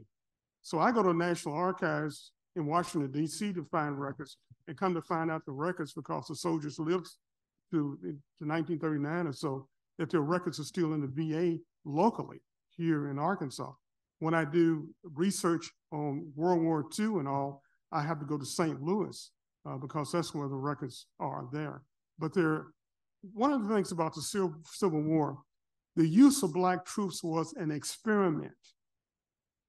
And you won't believe how many thousands and thousands and thousands of documents and photographs and drawings proving the service of these men or the lack thereof, because they were fighting not only their former masters, but they were also fighting those people that didn't believe in them being soldiers. So all of this was being documented. we have one question on Zoom that I don't think is okay. Is there a list or database of those the Confederate States of America forced to serve? Let me say this. Here in Arkansas, there were men that were impressed. I'm talking about white men that were impressed into the Confederate service. A few were lynched because they did not go in. And I'm trying to remember where I've read those records. I know that there's the 1st and 2nd Cavalry units. There were about 7,000 white men who got out of the Confederacy and gave their service to the Union. And in those records, these guys can talk about, they talk about about who they were and what they did and the time they served in the Confederacy, and then also signed allegiance coming back into the United States in their service in Arkansas in the Union Army. Well, and I think it's a good point that you make that, you know, about those veteran records that they're with the VA. I mean, just because you're looking in one place doesn't mean it's going to be there, and doesn't mean it doesn't exist. It can exist. The National Archives has a lot going on. So, and a lot of places to store things. That's all. Let me just say that back many years ago, as I was doing this research, I had I guess I could call him a friend, a guy named Jerry Russell, who was president of the National Civil War Roundtables. And Jerry, of course, was in the Confederacy and so forth. And when I first met him, and I said, Jerry, I'm looking for the records of a relative of mine that served in the Civil War. And I said, I'm getting ready to go to Washington. What do you think I will find? He said, you won't find anything. You won't find nothing. And so when I put in the information requesting his regimental records and so forth, they came out with these carts of these huge volumes of books, these old books. And I asked, so what is this? They said, this is the regimental records. These are the medical records. I mean, the list goes on and on of morning reports. And so it dawned on me, this is the United States Army. And so there's tons of information on who these guys are, where they were located, what battles they served in, what they did. I mean, it was all there. So again, I go back to that point, that question, who told you? Who told you? How useful are the Southern Claims records? What about the Southern Claims? How useful are they? I have used them in finding, surprisingly, a number of Black people in that who would file for claims that lost property during the Civil War. For many years, I decided I wouldn't look at it. And the Southern Claims records are broken down by names and counties. Some of the names are not that obvious in terms of, you won't see James Brown or whatever, but there are people that lost a horse, or they lost feed or cotton or whatever else. And some Black people were allowed to raise what they call a truck crop. And some were allowed to keep cotton. And so when the Union forces came through, they just took, and they would write you a receipt of it, basically an IOU. And so some of these people kept these IOUs. And when the federal government started saying, well, we will pay you for damages that were done to you, there were Black people that filed claims. And some of these were former Union soldiers that had filed claims, as well as their wives and children. So they're very, very helpful, very useful. I have one question. Oh yes. Hey, Constance. Thank you. All of this. Thank you. On the one question on it, really kind of quirky, and thank you for entertaining the question. But on one of the slides entitled Ex-Enslaved, Free Black, and Union Army.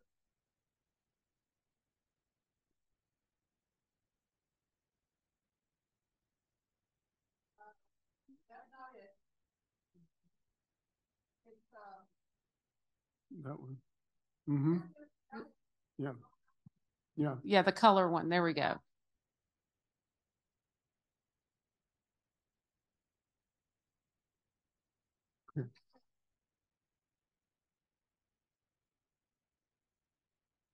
Oh, that's a name with a lot of interesting punctuation. Yeah, it's almost Swedish.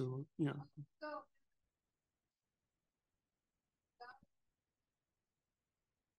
I'm assuming so. Yeah. Mm-hmm. Yeah. There, you can look up the 4th USCT. I think there's Company E, and you'll find there are lots of black and white images. Matter of fact, the original has a crack that goes through because it was done on a glass plate, and that's been corrected. This has been so well corrected that there is no blemishes. The only thing that's blemish-wise is that the first sergeant slightly moves his head, but everybody else has been pretty much on par, focused on the camera.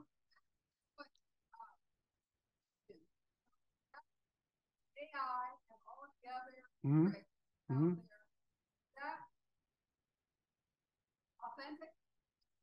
Authentic is the pose and so forth. The only thing that's not authentic is the colorization. The colors of the uniforms, the rifles, and all of that is correct. So in other words, if these guys saw a picture of themselves like this, they'd be shocked because it's exactly the way they were. But this has been colorized. And the other thing is that, and I'm going to talk about it a little bit further on, I'm going to talk about photography, about ambrotype and tintypes and so forth. Some of the early photographs were hand colored. And so you would think that they had actually taken a color picture because the photographer sat down and actually adds color to the cheeks and the lips and so forth. And so it's, even though this is done recently, even during the 1860s, they were doing some hand colorization of photographs. Thank you. Mm-hmm. More questions in the audience, and then we'll break for lunch. I have a question about, do you have any records of how the soldiers were treated after the Civil War? Any descriptions of what they went through as a result of their service? Because I noticed today, nobody hardly raised their hand. Well, I couldn't see in the back, but she was asking about those that knew somebody had served. But growing up, a lot of Black men did not talk about service because of how they were treated. So when they came home, they just didn't even talk about it. So I was wondering if you had any records of how. Let me say this. It depends on where you are. It depends on who you are. And let me sort of qualify that. If you were a slave of a well-to-do landowner or somebody who was of wealth, and you had gone and served in the Union Army, but people knew that you were so-and-so's former, you probably were treated pretty well. And then also, if you lived in a rural setting or in a bigger city, it depends on, again, what your relationship is with people. Another thing is that a lot of these former slaves had skills. They were blacksmiths, brick masons, they were cooks. They were so after the war, if you wanted a service, these people used to do it as slaves. Now they're set up as business. So you take somebody like Isaac Gillum, who served as a sergeant in the 54th United States Colored Troops. He was a blacksmith before he went into service. After service, he was a blacksmith. And so he was able to make money with his blacksmith business and also become legislator and so on and so forth. So it varied depending on where you were and the respectability that, what people used to call it credit. Yeah. Mm-hmm. Okay, one more comment question, and then we're going to break for lunch. Okay. I found of my great-great-grandfather that you showed on that, Wesley White, was a substitute soldier, and he was paid some money on the documents. I found on fold 3 that he was paid for 1 year. He was going to substitute for his master, and he was only served 32 days, and he had a head wound, and he was blind for the rest of his life. He lived with my grandfather until he's like 94.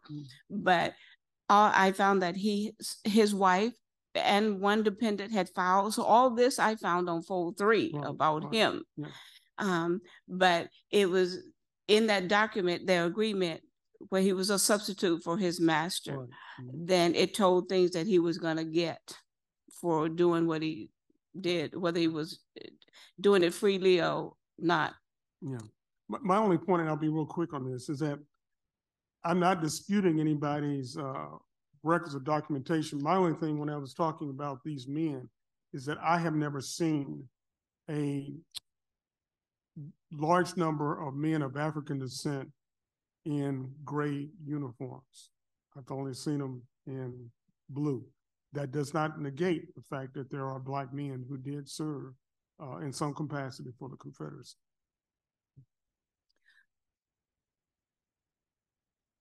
Okay, this session is dealing with photographic images.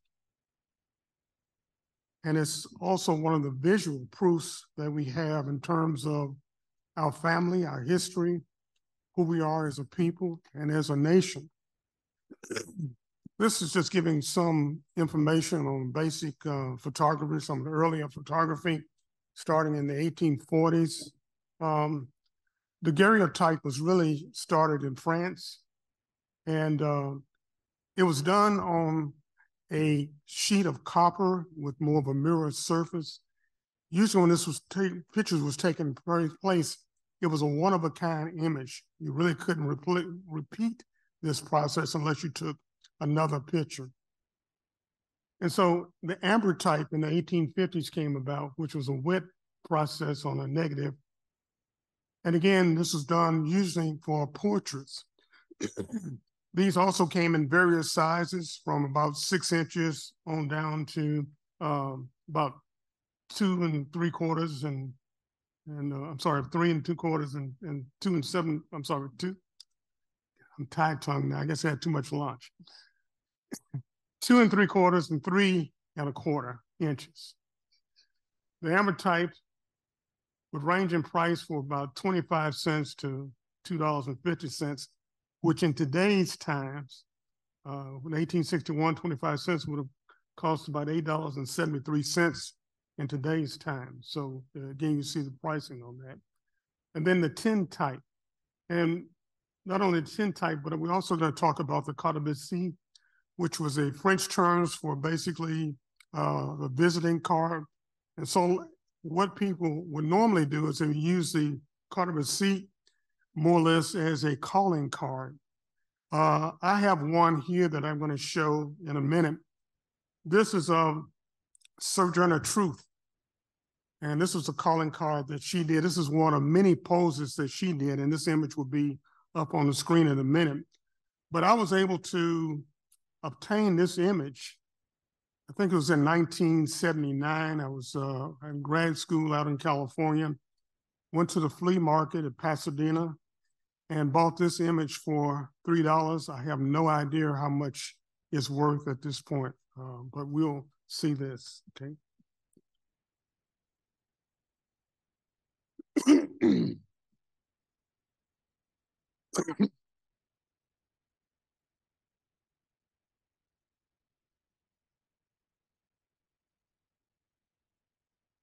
Yep. Yeah.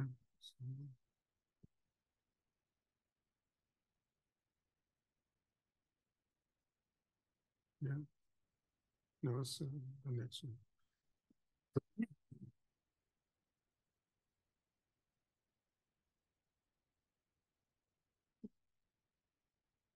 Okay, this is a photograph here that was taken about 1861.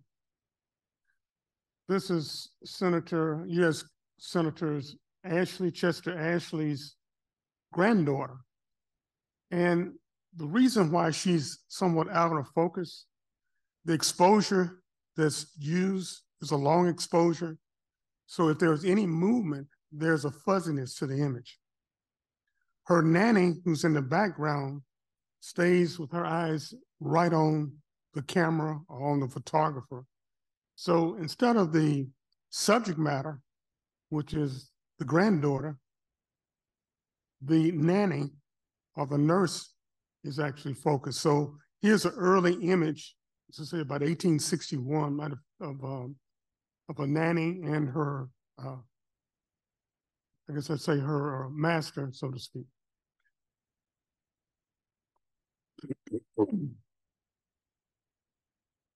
This is an image of Charlotte Andrews Stevens. I talked about her earlier. Her father, William Wallace Andrews, started Wesley United Methodist Church. One of the things I forgot to mention too when I was talking about Wesley Chapel is that Walden Seminary started from there. Walden Seminary became Philander Smith College, which is doing well today. So Wesley Chapels, Philander Smith, all of these are still institutions that came from the 1880s up until today. But Charlotte Andrews Stevens taught for 70 years in the Little Rock, in Arkansas school system. She started at age 14 in teaching. She originally was substituting for a regular teacher when she was called upon to teach the class, and she started teaching ever since. So she died in 1951, same year that I was born.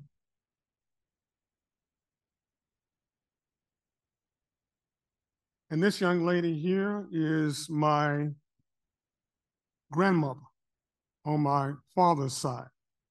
This is Cora Green, it's her original maiden name, Nichols, and then when my grandfather died, she married George Crumpton.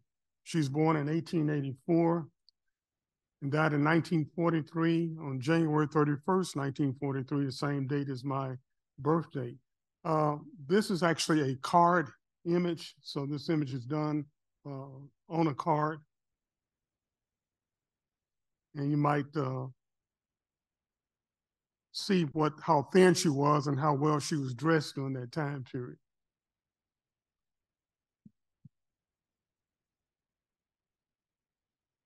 Okay, this is Sojourner Truth, and I'm going to talk about this a little bit. Do I need the mic? Oh, okay, I'm sorry.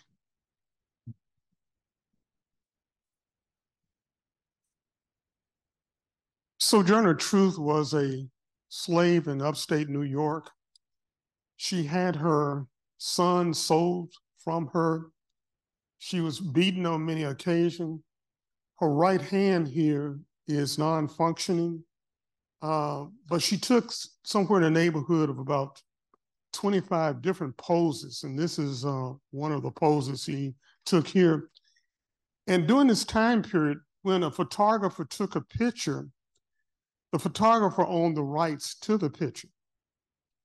And so what Sojourner Truth did is that on the front of her pictures, she put the inscription here, "I sell the shadow to support the substance, Sojourner Truth." So in other words, she took the rights to her own image by putting this on the front. You probably have heard about the book, her poem that Ain't I a Woman? And so this is Sojourner Truth. And as I said, only Frederick Douglass, as I can think of during that time period, did more poses than Sojourner Truth. But Sojourner Truth actually sold her image. And again, this is the image here that I have that I bought many years ago.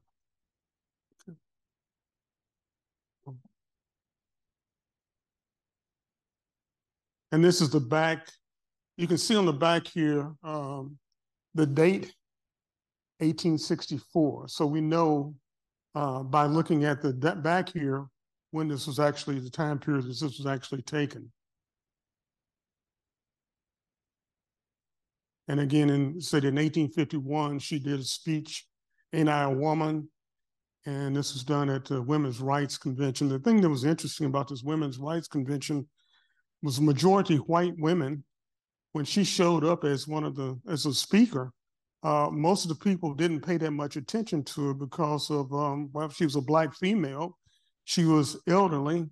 And so again, they were, I guess, amazed when they come to find out that she was the main speaker. And not only did she raise money for her speaking tours, but she also raised money to help with Black Union troops and to help fund those people who were the freedmen and all during that time period.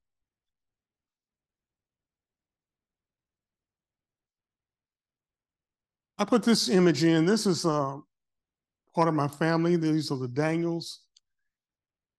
I don't know if you can see that white crack that goes through that image. This is a carded image. This was taken in Little Rock. But with that crack, somebody tried to put the picture together by using Scotch tape. And Scotch tape is a no-no. You don't use Scotch tapes on photographs. Okay.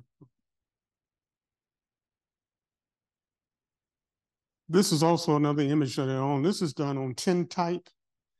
and it's just a metal sheet. And you can start seeing where the emulsion is what the photographic image adheres to.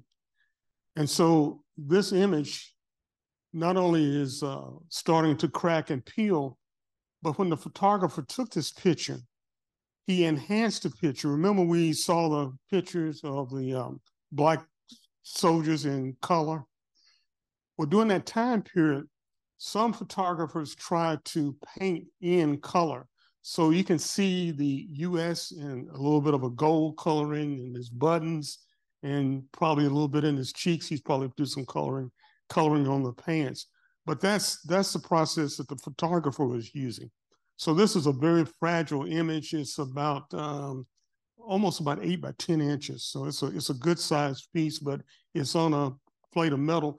And matter of fact, the actual image is not as light as this image is here.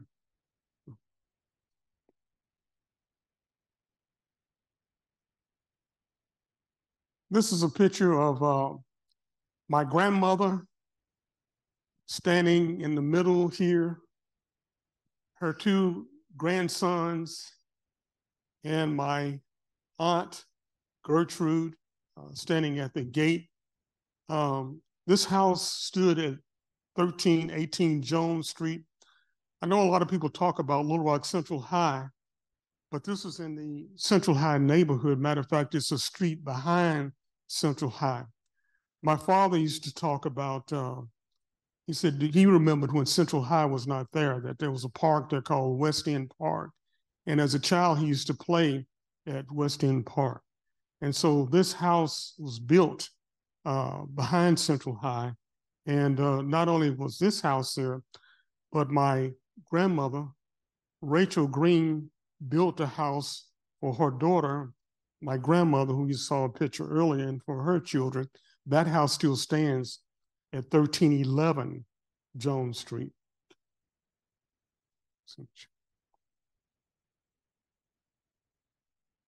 These are daguerreotypes. Again, I talked about the one-of-a-kind image. They're almost jewel-like. They were put in little cases. So you see this case here where one sister is on one side and another sister's on the other. These are the Lion sisters. This is from the Schomburg Center in New York.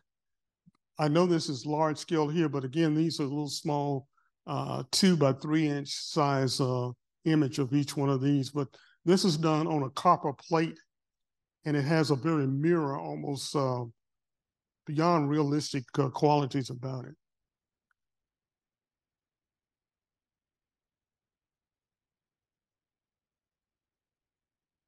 I like this image because it's really rare to see a very dark-skinned woman done in these daguerreotypes.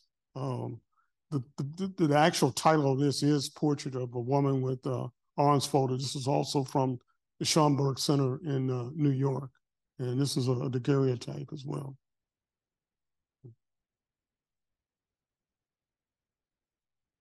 This is a family portrait, and there's a couple of no-nos, at least one major no-no here, is that there's writing all over the pictures. But the benefit of it is I'm able to identify and know who's in the picture. The woman sitting with the white collar, that's my great-grandmother, Rachel, and then my great-grandfather, Charlie Green. And then the little girl sitting between Charlie Green and the man with the hat. Her name was Irma Daniels. She's the one that we got the photographs from. So she had a stack of old photographs of the family. So this is how we were able to access these photographs here.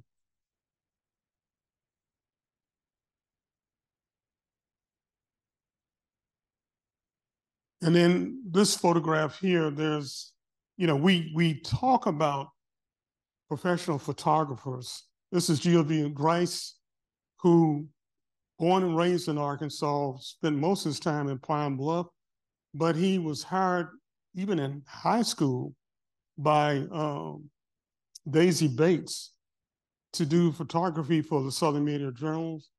He photographed Martin Luther King, Joe Louis. The list goes on and on and on of people he photographed, and he may have even done some of you all's photographs here. But he was a local photographer. There are many photographers that Black photographers in Arkansas, but he's one that's has more of a notoriety about him.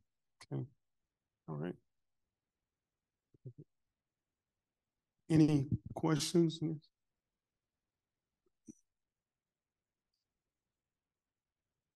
So I'm going to put a quick plug before I take a couple of questions. I'm going to put a quick plug. Please scan your photographs, your family photographs. If for nothing else, you have a digital copy, should you get hit by a tornado, which some of us have had direct experience with this year. But do. And the Central Arkansas Library System has a do-it-yourself memory lab. We have a really nice scanner. You can come in and bring your stuff and you can sit and scan it. You can also digitize your VHS, beta, if you have any of that laying around, and audio cassettes. You can't do copyrighted stuff, but you can do your own personal movies. But yeah, get them, tape and writing and all, because we've all got them taped. Yeah. We've all got written across. I have a couple with written across the face. Oh my God. Oh. Which, what were you trying to do there? So, okay, questions about photographs. Let me just say that in terms of genealogy, especially with Ancestry, they have where you can put the photograph with the name and the date of the person, which helps fill out that tree. So again, and also you can share this, through Ancestry or over line with family and friends. And at times, I know about a month ago, I have a cousin, and we had a picture of her father. She had never seen the picture before. Matter of fact, she said she didn't have any pictures of her father. And even though in our family collection, we have at least about 5 or 6 photographs of her father. So a lot of times, even with families, you don't realize whose pictures you have. And also identify, a lot of times too, there are pictures that people have and they have no idea of who's in the family. The best way of identifying, if you're going to write on a picture, do it with a pencil at the bottom, not anywhere where the imprint can start coming through on the emulsion side. So do it very lightly down at the bottom if you're going to do it. Do it in pencil. Never in ink do you write on photographs. Also, never do you put tape on photographs. And I'd advocate for don't wait until you have time. Don't wait until you know everybody in the photo. I have thousands of little 1-by-1 school photos that kids exchanged. So my father has 3 siblings, and I think I probably have a picture of every child in Clarendon, Arkansas, from 1950 to 1958 or something like that.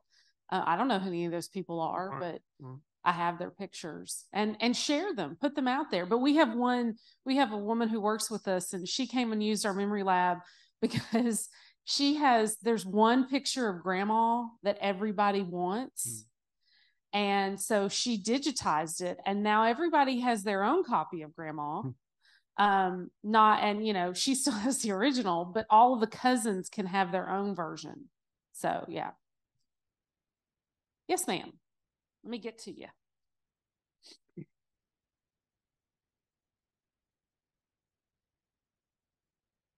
What can you do if you have old photos that are damaged or torn or something? Is there anything that can be done for those? Yes, it can be. Matter of fact, there are now applications on the internet where you can actually take a picture of that picture and do some restoration work. And there are professional people that can do restoring those images. So yes. If you go to culturalheritage.org, is the American Conservation. If you want to have work done to it by professional, that's Right. the American Conservation Right. folks. And you can find someone local. But yeah, there's a lot of places where you scan it and it makes it disappear. Mm-hmm. Say that again.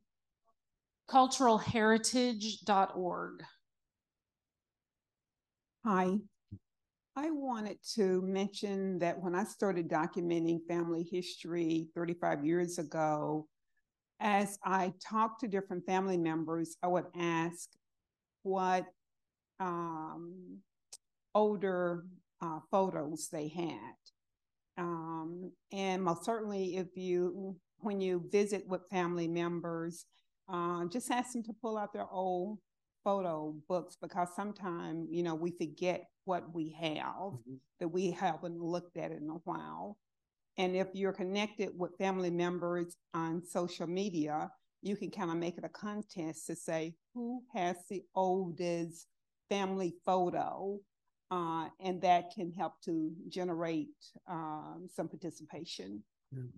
It used to be a time when you asked that question about the oldest picture or wanting to see, people would think that you're trying to take that picture, in other words, physically take it away from them. So nowadays we can actually take our smartphones and actually take a picture of the picture. And that way they feel much more comfortable. They may bring out other pictures that they have because they feel like your original intent is say, can I have that picture?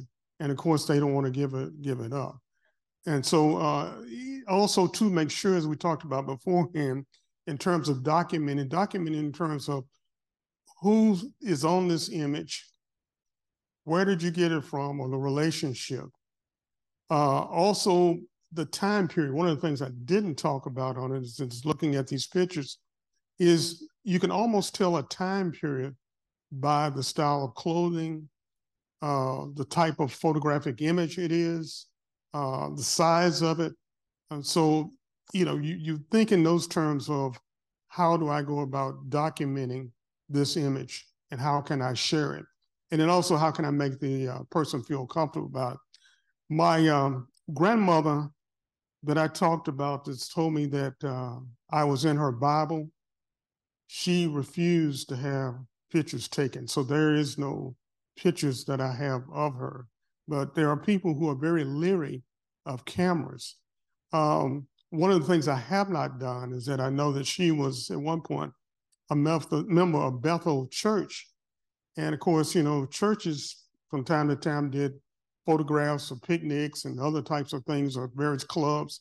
And I've never taken the opportunity to look and see if the church may have such documents or programs such as that I might be able to find my grandmother in. Okay. Other questions here or on Zoom? I don't think I have anything on Zoom. We can take a break and come back for our last session. So everybody take maybe like 7 minutes. I think what's happening is lunch is kicking in. Started again. Hi. I'm back. Had to move around a little bit. Lunch was a little heavy for me. I'm ready to take a nap. So, for those of you that don't know, like I said earlier, preserve your family history, preserve your photographs especially, but do something with them, share them. A couple of years ago, I gave my sister and my cousin a coffee table book, and what I did was very simple. I took some of my favorite photographs because they couldn't tell me what to do, and I made each of them a collection of photographs about us. And so I was at my cousin's house last week and she showed me her book. I'm like, I know that book. I made that book. Gave it out as Christmas presents. And I used Walgreens, as a matter of fact. So there's simple ways you can use, simple things you can do to collect your history and present your history not only to your family, but to everyone else. And for those of you that got photographs that you inherited from somebody or that you found in a garage sale and just thought they were cool and now you don't know what to do with them, we do at the Butler Center for Arkansas Studies, housed in the Bobby L. Roberts Library building, we have a collection of photographs. We may even have some of your relatives that we don't know about because all of our photographs are not identified. Some we just got donated because somebody went to a garage sale and found some photographs they liked and didn't know who they were, but they knew they were from Arkansas and they donated them to us. So if you have images that you're not sure what to do with, let us know. And definitely if they're from Arkansas, we probably could use them because we get people from all over the world tracking through Arkansas looking for their relatives. Because like I said earlier, we run the world and people don't know it yet. Because Arkansas's greatest export has been our people. And our people go around and do all kinds of great things, in case you didn't know it. There's not a profession in the United States where you can't find somebody from Arkansas doing some great things in it. And if you look in your own family tree, you'll find somebody that did something great. And if you don't think they did, look in the mirror because you're great. They did that. They made sure you got here. So recognize your family, document your family, and share that family history with us. We also have on the third floor, Heather mentioned it earlier, we have a recording studio up there. A lot of people come in and do podcasts. I like it because you can come in and interview your family members if you like in a professional setting. We can do it on video or audio or both, but that's also a good way to preserve your family history, is to record yourself interviewing one of your family members, especially if you can get them down here and it's a big deal. Just bring them on in. We'll schedule you. You have to call Heather and schedule a time, or Anna, but we can get them in and we can interview them and put that out there. And there's some interviews that we have online. If you go to arstudies.com, arstudies.org, I forget which one it is, Arkansas Studies. If you plug that into the Google machine, it'll pull up our catalog. And you can go listen to some of those interviews that have been recorded in the past. Most recently, I remember Miss Three, because she recently passed. We have an interview with her that we did a few years ago that is really good about the history of West Rock in Little Rock, one of the communities that no longer exists. And so just things like that. You may not think your family was important or they played a big part in Little Rock history or some other town in Arkansas history, but they did because they were part of a community. And document your part of the community, no matter where your family's from. What we do here, they do in other states. And we have a lot of people in Arkansas that have roots in Louisiana or Mississippi or Alabama. So even if you don't document their history in the earlier states, do it here. And you can mention those other states that they came from. And again, that record will last longer than you will. So put it down. And then somebody can come after you and argue with you whether or not you got it right, or correct what you got wrong, or add to what you got right and build up the family history all in one. So again, it's free. There's no charge. You pay taxes. The library gives you opportunities to do things that you may not normally get to do, or you may think is expensive, but it's free. Just like if you wanted help with your genealogy, you come see us on any given day. We're there to help assist you.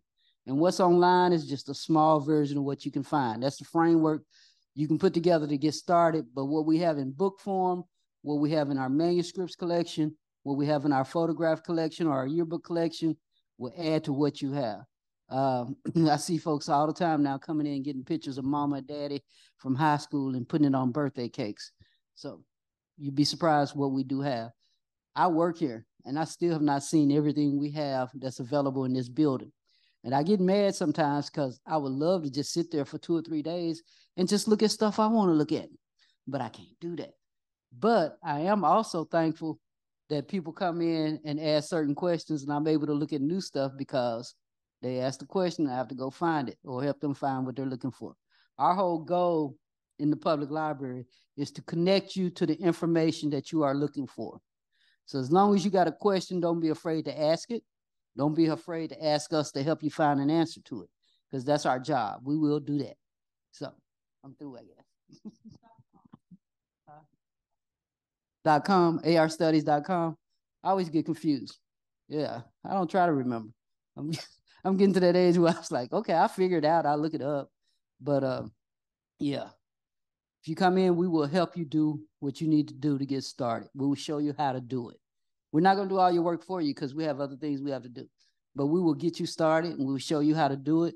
And we will push you through whatever blocks you got going on. And we'll try to get you to that next level. That's our goal. And I see Freeman over there. Freeman McKendry, in case y'all don't know it, worked for the Peace Corps. He's done all kinds of things. He's a public servant in the city of Little Rock, but he's one of the best researchers I've met. He's documented a lot of his family history in Conway County, Arkansas. I see others around in this room that I know have done a great deal of genealogical research. I appreciate you all. Again, each of your stories is important. And if you're not the one telling it, then you may be mistaken because you're in this room right now. That means the ancestors told you to come to this spot. They sent you to this spot to learn something to help somebody else. And if you get it started, them younger folks are interested. They may not tell you they are, but they are. I see young people all the time that come in, I'm going to go get my mom. I'm going to ask my mama this. Fine.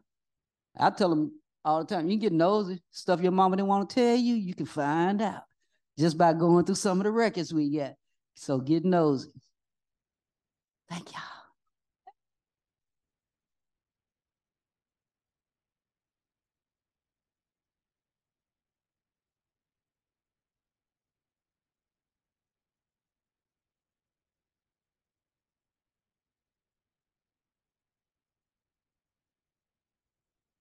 Sorry, I guess I'm not going to sit down since everybody else is sitting down. This segment is on Black migration, and I'm sorry, I'm walking away from the camera, I'm sorry. Let's make no bones about it. After the Civil War, a whole economic structure had changed. What was a slave society, which had been built up throughout the South and all, had now changed. Yes, there was Emancipation Proclamation. That was the 13th, 14th, and 15th Amendments to the Constitution. But still again, with a new president in after Abraham Lincoln had been assassinated, the new president did not go along with the Northern plans, but more or less lean into helping the South and former Southerners get back their lands. Also, even though the freedmen bureaus were in existence, they did not have the military manpower to protect those freedmen that had come out of slavery and now were trying to work for wages for a living. And so what you have happening is that with Ku Klux Klans, Night Riders, and so forth, and just outright hostility against the newly freed Black people, a lot of Black people started leaving the South. And so this migration started as early as 1862. I say it's 1862 because I had mentioned earlier about Major General Samuel Ryan Curtis, who came from Missouri into Arkansas. He was supposed to have been the military governor of Arkansas, but his forces ran low on supplies, had to go to Helena. But in the meantime, he met a formidable force in terms of those Black men that were being used by the Confederacy to block his way. So what he started doing was issuing free papers. Not only did he issue free papers, he also started transporting some of these free people out of Arkansas into Missouri, and from Missouri into Kansas, Iowa, and so forth. So for Arkansas, this migration started as early as 1862. So get the next slide.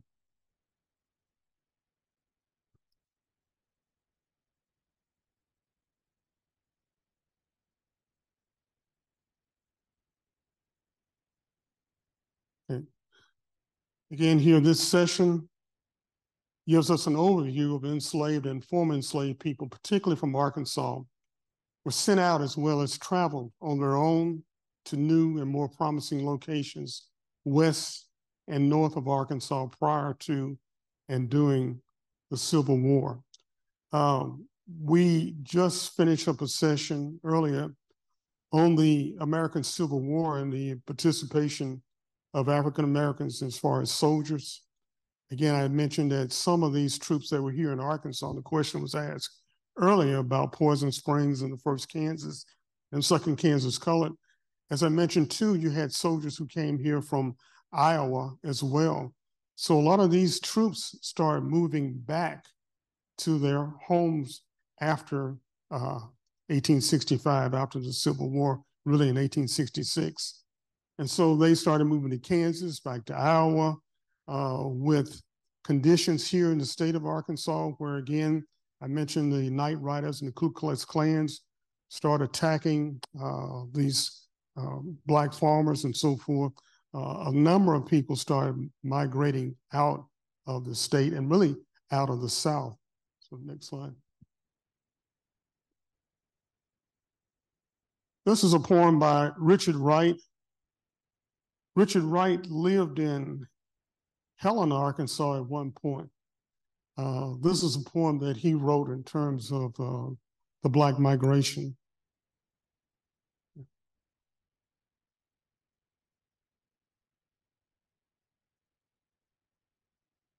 These are exodusters. In 1862, there was called the Homestead Act. The Homestead Act was done originally by Abraham Lincoln and his administration. And the purpose of what they were trying to do was westward expansion. We had the transcontinental railroad system, and the West needed to be developed. And so what was offered was 160 acres of land, of unimproved land that could be, if it could be dealt with over a 5-year time period. In other words, if you could build your house on it, your barns and so forth, and start making improvements, that land could be yours for a small fee. Now, the thing about this is that it was open to anyone over 21 years of age, anyone that was head of a household. It didn't matter what race, it didn't matter what sex. Matter of fact, even women could apply and receive this land. Now, the caveat to this, or the no-no is that you could not have bore arms against the federal government from the United States. In other words, you could not have been a Confederate soldier and receive this land. So again, former slaves applied for this and received lands. And these lands were, did you see down at the bottom, in Kansas, Nebraska, Oklahoma, Dakota, both the Dakota territories. Also Alaska, I think Alaska was added in 1877. And this was the new promised land. This was an opportunity for Black people, Black families, to own their own land and to live their lives like they never had before. And so again, this is taking place in 1862 through 1877 through the Homestead Act.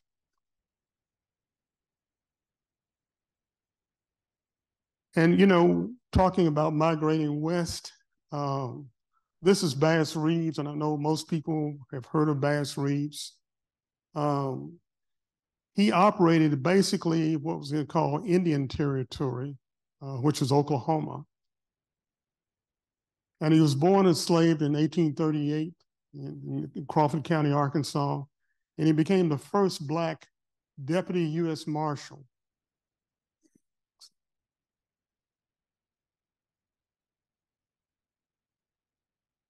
In his career, he is credited with killing 14 and made over 3,000 arrests.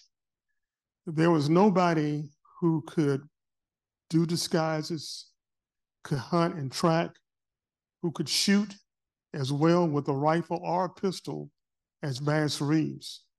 You know, it's interesting that in the real West, 1 out of every 5 cowboys was Black.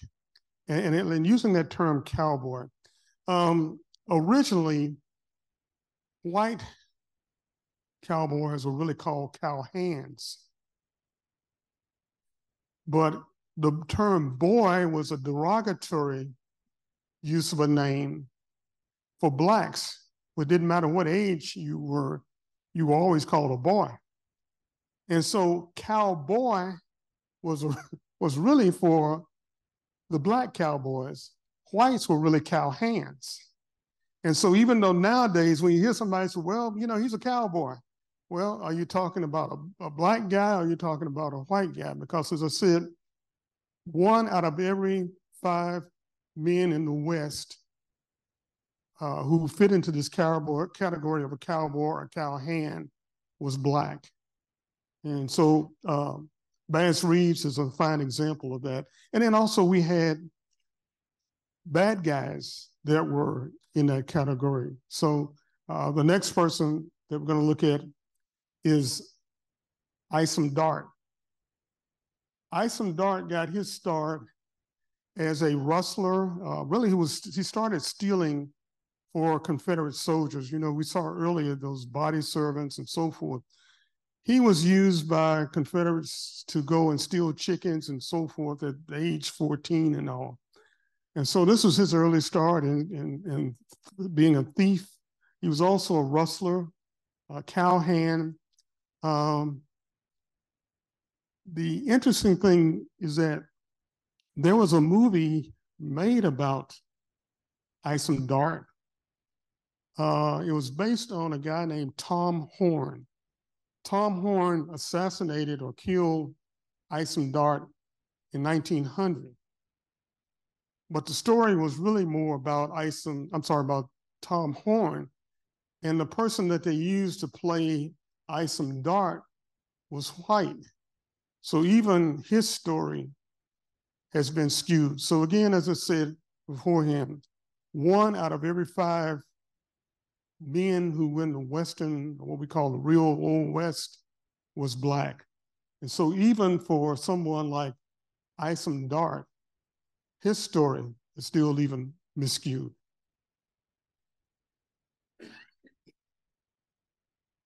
And yes, there were black Indians. The gentleman here is a Shinnecock Indians, which is recognized by the federal government as an official Indian tribe. The gentleman on the far right on this lower picture, his last name is Jefferson. He is a Black Creek chief, and I know he doesn't have the traditional looks as you would think of a Native Americans, but all the rest of the guys in this picture, except one is standing pointing to Jefferson, is white. The other 2 men seated are Creek Indians as well. And then we have Native American women as well. I show all of this to say that with the westward migration, we have been a part of America, an American scene, that even though the majority of Black people in this country were moved or settled into places where agriculture was greatly needed. It didn't matter if it was tobacco, sugar, cotton, whatever farming-wise was needed. As a matter of fact, in 1866, with the end of slavery, there was an act called the Cooley Act. And the Cooley Act was to bring in Chinese to Louisiana, to start working the sugar canes because Black people had been migrating or moving out of the South. Not only were Chinese brought in to work in the sugar canes and all, they also were used to help build the Transcontinental Railway, as well as Black men. Black men worked on building the railroads to the West. So Black soldiers moving out, Black people, even as early as 1862 from Arkansas, are being moved out into Missouri and Kansas, Iowa, and so forth. And then after the Civil War, due to violence by Ku Klux Klan, Night Riders, and so forth, a good number of Black people moved north and also west.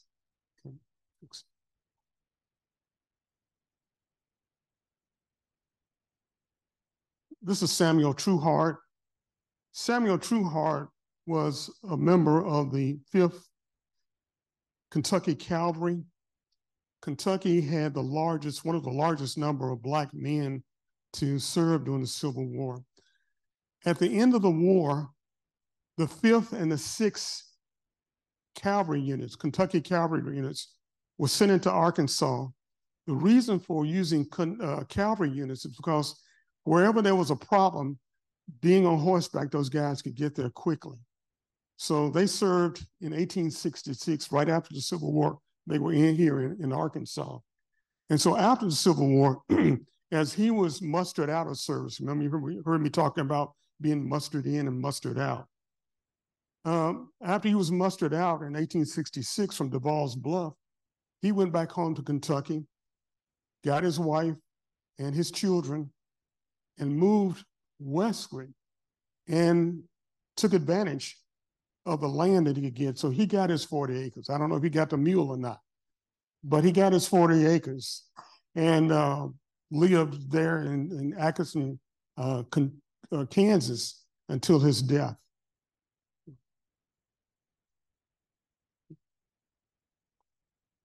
This is John Hanks Alexander.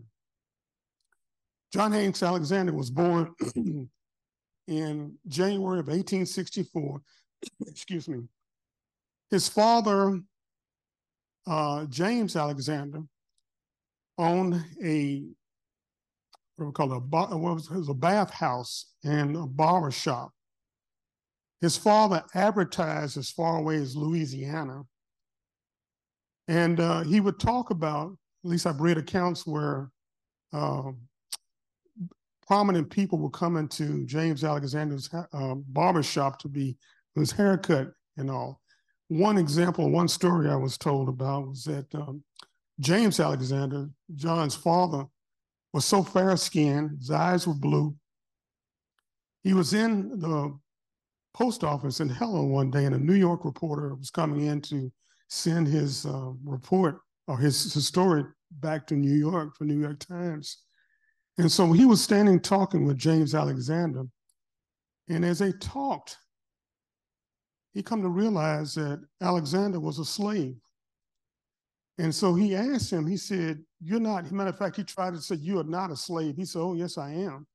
He said, "You're just as white as I am." He said, "Why don't you run away?" He said, "I have a family here." And so as this man was filing his report and all, he was stunned that he could stand and actually talk to a Black man who was a business owner as well as a slave. John Hanks Alexander ended up going to Oberlin College. The senator there in Ohio wrote letters and so forth where he could get into the military academy. So John Hanks Alexander became the second Black graduate of West Point, a native of Helena, Arkansas. He also became one of the first Black officers to hold a commanding position. And then also there was an army based in Virginia that was named after John Hanks Alexander, who died at a very young age.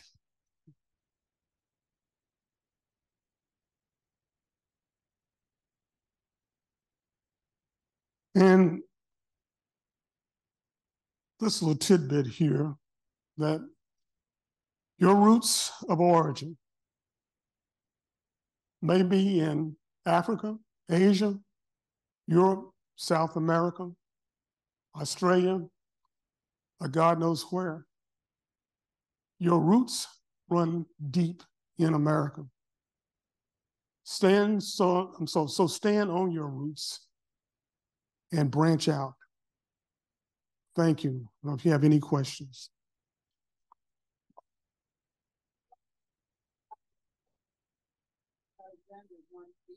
Yes, that's a drawing I did of John Hanks Alexander.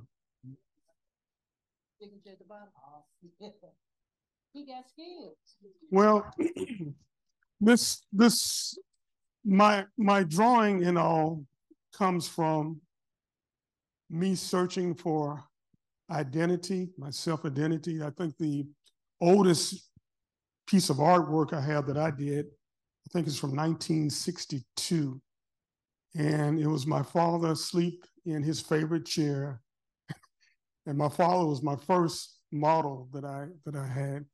And so what I started trying to do, even though I didn't know about other photographs and all, I started trying to draw people that looked like me, that was in my community, that I didn't see anywhere else. So that was a skill that was developed out of necessity. We have a question back here. Mm-hmm. And thank you for putting that slide up. If I understood you correctly, you said that he was a slave and a business owner? No, his father was. His father? Yeah, his father's name was James, James Alexander. James Alexander was a business. He owned a bathhouse. During the Civil War, he also ended up having a grocery store. Interesting enough that the property that James Alexander owned was right on the river. And there was a flood, I think in 1863, 64, and that property washed away. So what he did is converted into another property that he had and had a grocery store there in Helena. If you look at some of the old Helena newspapers and all, he has advertisements in there in 1865, 66, and so forth. Yeah. Mm-hmm. Unusual question. Mm-hmm. One way of history passing on is what's been taught in households. Do you mind if our daughter make a few comments about what you've taught her over the years in reference to all of this? Wow. Well, thank you. I'd be honored. I'll sit down and learn something. Okay. Nothing like both of your parents putting you on a spot, right? On the spot. I've used a lot of electronics in my age group, and I use Ancestry.com to look up research, and it has been beneficial for me. If you go on Ancestry.com, if you do your DNA test, they have a section called DNA communities, and they'll show, like with migration, North Carolina communities, and they'll show you where your region's from, like North Carolina, Virginia, and they'll show that region. And even like with California, like Bruce Beach, it will show that kind of like where your ancestors might come from, migrate to. So that's a great resource. And one of our DNAs came back 1% Filipino, and I thought that was really interesting. I'm like, it makes no sense. How could that be?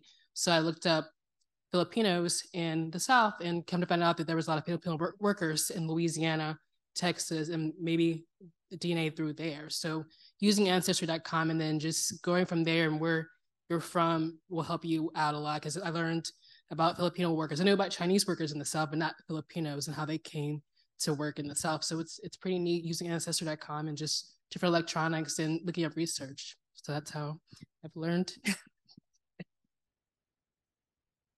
Thank you. I learned something there. Also, Marquise had mentioned Bruce Beach, and my wife is Dr. Sandra Bruce Nichols. It's been also fascinating while I was working on this project that we started looking at Warren Bruce. And Warren Bruce was one of the first Black doctors in Arkansas. And as I looked and started researching, I got a note from a dear friend, I don't know, Carla Coleman is here, but Carla started talking about the Bruce House that's over on 10th and Pulaski. This was a house that was owned by Dr. Warren Bruce. And as I researched, matter of fact, somebody wrote a little article about the house and the person that owned it, and they said they couldn't find much information. I went back and I found, I think, about 30 articles about Dr. Bruce and his practice and how they did training and how they reached out into communities and what the other doctors were doing. And so it's interesting that even though this was during the early 1900s, what I mean 1900, the 1910 and so forth, that my dear wife, Sandra, told her father, even as a child, that she wanted to be a doctor. And I don't think she had any knowledge or any idea that Warren Bruce existed. We had a question from much earlier that I missed. Okay. And it says, I've been trying to locate death records for my maternal grandmother to no avail. Sorry, grandfather. He moved several times and I've tried different spellings of his name. How should I proceed to find death records, burial location, etc.? Okay. Rhonda, you want to? Sure. Okay, take a. From my seat. First of all, you don't have to be included in nobody's newspaper when you die. There's some people that don't want you in their business, but there are ways to find out information. The Social Security Death Index, depending on the time period, but prior to the Social Security Death Index, churches sometimes had resolutions for people that died that were part of their memberships. So if you can get to a certain church that you know your family was associated with, and a lot of those records are still privately held, so you may need to contact the members of that church to see if you can go in and look at their records. That's one way. Also, the city directories, depending again on what time period they lived and if they were near a city, their name may still be listed in the next year's city directory and it will have deceased by it. So sometimes you can verify it that way. A lot of cemeteries records did not survive, but you can still find fragments of those. Obituary collections that survive from people's personal collections are starting to be collected all over. It's a great source of history. So if you got all those obituaries your mama or grandmama had, save them, donate them to an archive or something. We're starting to pull all that information together. Also in our research room, you mentioned Carla Hines Coleman and Tamala Tenpenny and other people had organized and put together a listing of Dubison Funeral Home records, which lists people that died in the city of Little Rock or that funeral home covered in death from 1925 to 1965. So looking on a local level, there are a lot of unpublished books that are in libraries. And so check with your local library that you know your family lived near and see if they have some information that was not publicly available, but was put together by someone who decided, I'm gonna put this list together and I'm gonna share it with my library.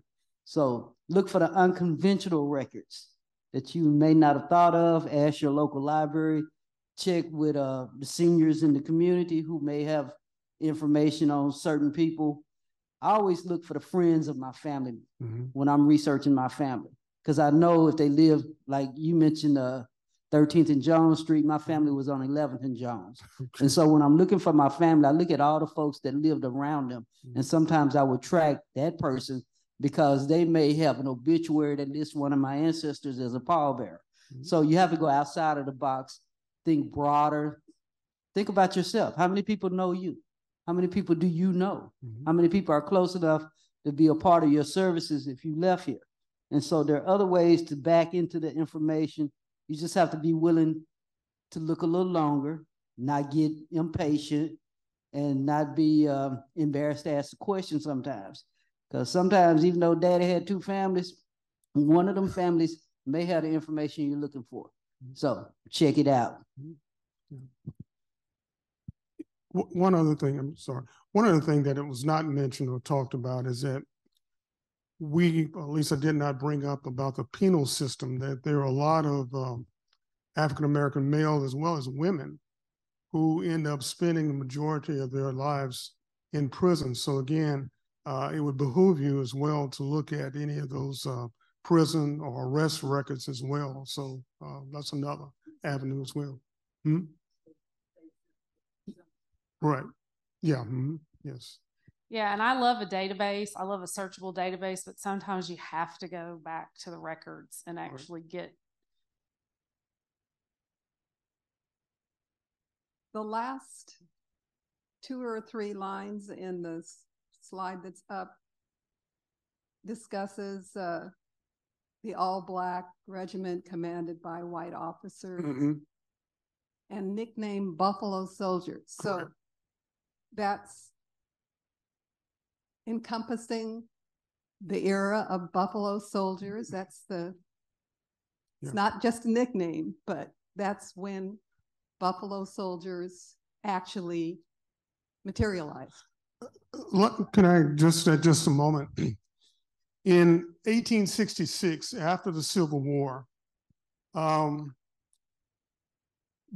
sorry, I'm stepping out of your camera range here. The federal government had to do something with some of these Black soldiers that had served through the Civil War. And a lot of the guys that I have done research on bought their muskets for, I think it was $3 a musket. And also for some, they organized 6 units to go out west. They organized 2 cavalry units and 4 infantry units. They were used in opening and protecting settlers moving westward. And so when the Native Americans saw these Black soldiers, there's 2 reasons why they call them buffalo soldiers. One, because of their endurance. The second was because, well, maybe it's 3. The second was because they wore these big furry coats, buffalo coats. And 3, some will say it was because of their hair. But there's 3 reasons that they were called buffalo soldiers. Buffalo soldiers, quote unquote, the name existed from 1866 through the Vietnam War to about 1979 or somewhere in there. So, and that's why today you'll see people say, oh, I'm a buffalo soldier. Well, they are correct. They probably served in the Vietnam War. They may have served in World War I or World War II. And they were, what do we call it? There were units that were based off of the original 6 units that were organized after the Civil War. And one other thing that I showed a picture where I had an ancestor out of the 57th United States Colored Troops. At the end of the war, the 57th United States Colored Troops were at Fort Smith, Arkansas. And they knew that they were ready to get out of service. And they were ordered to Fort Union, New Mexico. And they fought the Ute Indians while they were out there. But before they went, they became mutinous because they refused to go, but they were forced to march to go to New Mexico. So really, the 57th United States Colored Troops became some of the first, quote unquote, buffalo soldiers or soldiers to go, Black soldiers to go west. Okay, I hope that may have answered your question. Hmm?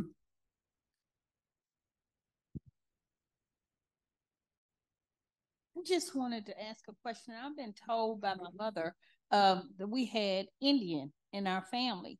But when I looked at the census, I saw where my great-grandmother was listed as mulatto, but I've never been able to find anything about an Indian. So how do you trace or find out about Indian? Well, I don't want to misquote Dr. Lewis Gates. He said that only about 12.5% of African Americans have Indian blood. And he said, at least he told Sandra and I, Sandra, you can correct me on this. He said, well, you can't be something unless you're around them. So in other words, so he said the reason why you have that curly hair and so on and so forth is because there's probably somebody Irish or whatever that while you were enslaved. So that's probably where the mulatto come from. Okay.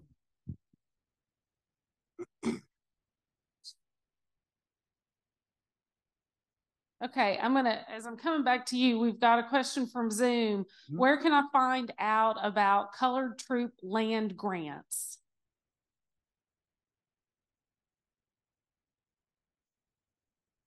I don't know if that's a misnomer or if you're talking about the Homestead Act, because the Homestead Act provided for those former soldiers to be able to apply for land grants. And all you had to do was pay $1.25 for a filing fee to get land grants in the West. So again, I don't know if that's a name that somebody wanted to associate with, just like Obamacare being, well, never mind, I'll leave that alone.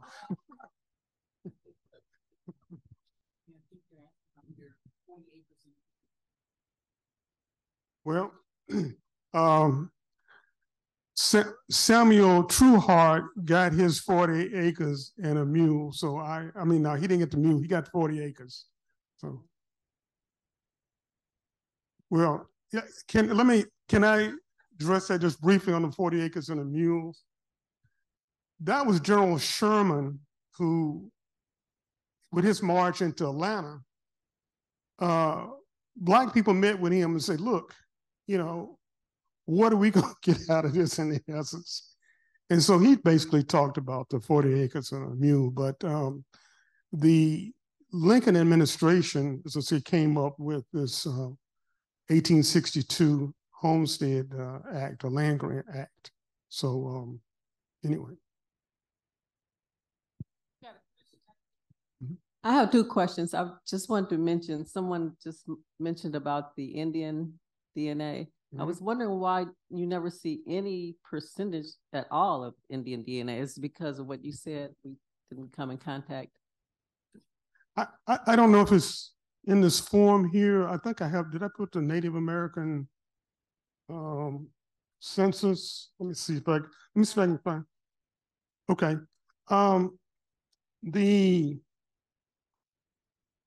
The 1860s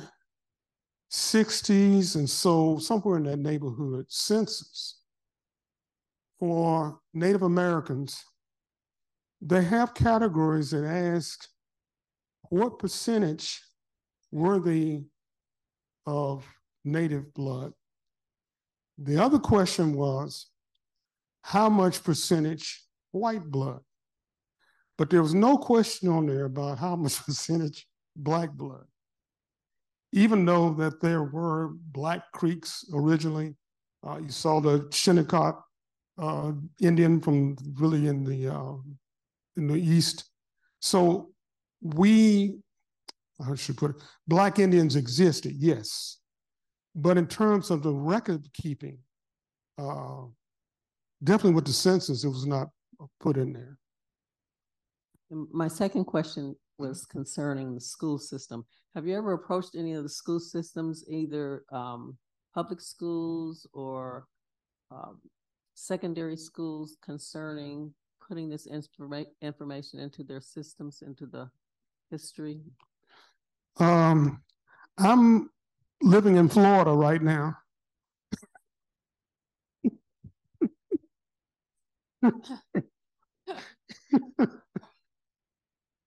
and they're taking books out of the school.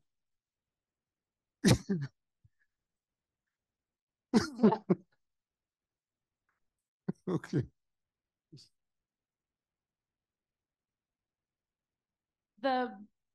Someone on the chat, when the question came up about land grants, also brought up the Bureau of Land Management website, which is a fabulous site, and it's free. I mean, you can look on there. And what was the woman's name we had in January? Bernice. She's doing a whole thing about Black homesteaders, and I've just gone blank. We recorded it. It's online. Okay.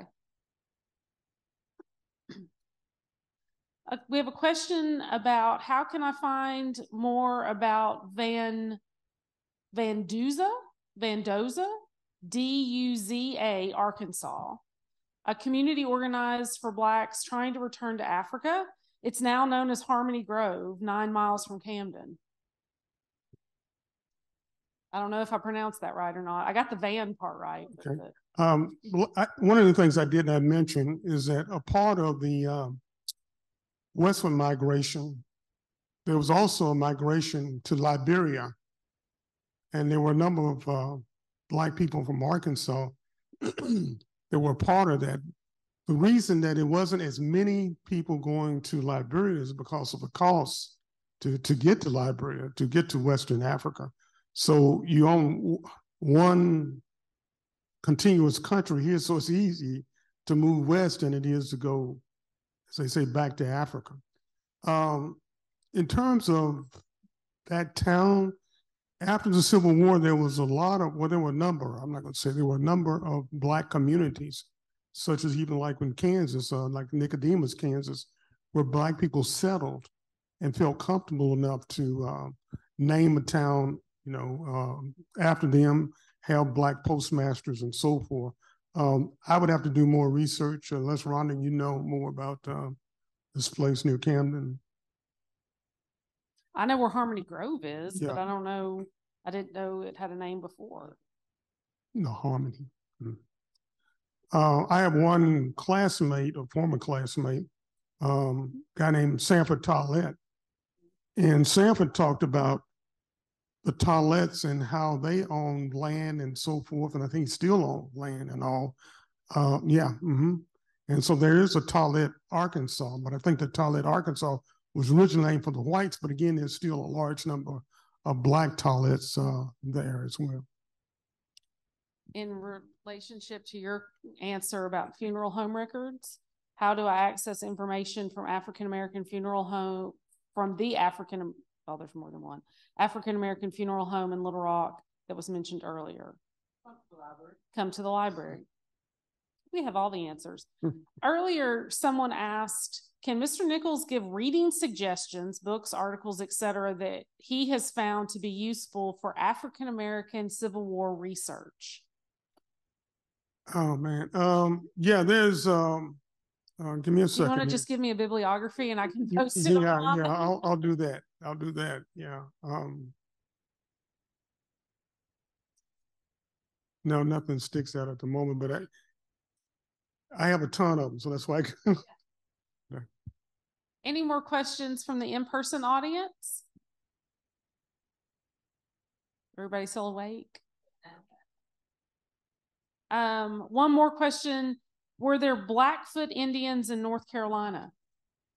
That I don't know. Okay.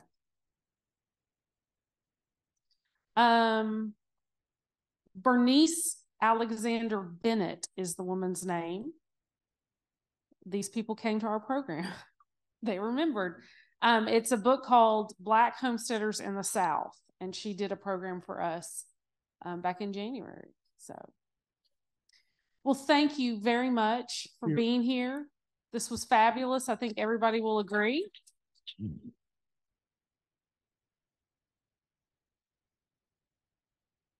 I am thankful that you all showed up, and I'm thankful for our presenter and his family for coming in. And I always like to showcase the greatness of Arkansas. So Ronnie, that is the real reason why I invited you, because you are, again, an example of my theory that we run the world and nobody knows it yet. And so when the rest of you all put your history together, I will be using you as speakers. So get it together so we can bring it out there. Again, I do appreciate all that you have done. I appreciate all that you do as researchers. I see many of you all in our research room from time to time, and I'm thankful for you.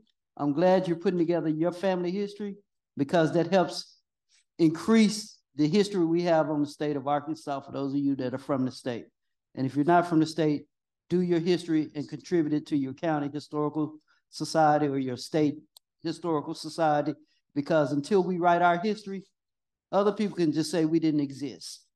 So put it down, get it out there. Even if it's just a photograph that includes one of your family members, place it in somebody's historical journal, because that's a starting point for somebody else's research.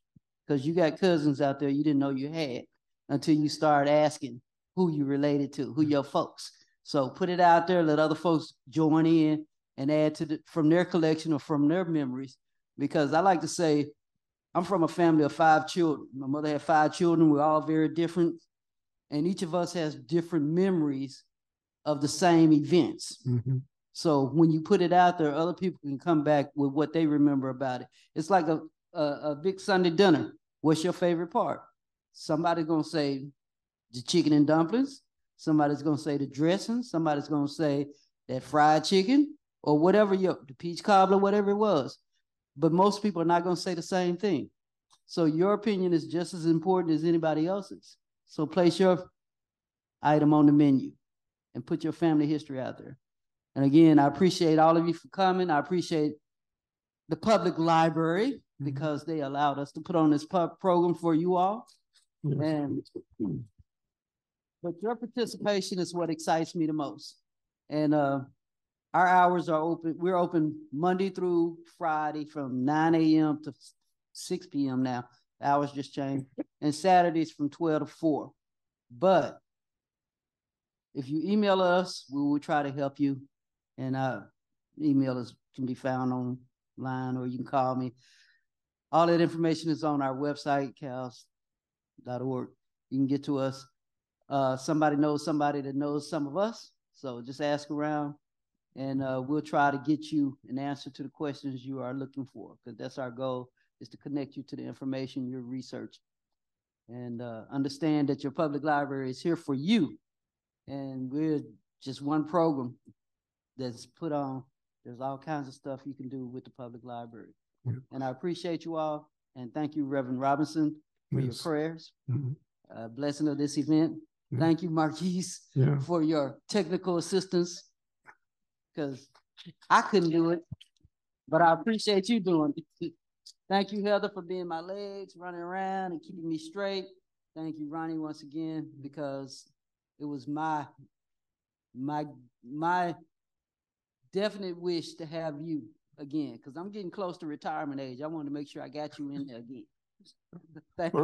Thank you again, Ron and Heather and Brian and everyone else associated with the public library. Once again, I would like to draw attention to our daughter, Marquise. She has degrees in films. She's worked on major motion pictures, commercials, you name it, in terms of film. She has done it. And again, I could not have done it without her. She has worked very long hours putting all this together. And I just wanted to acknowledge her and thank her.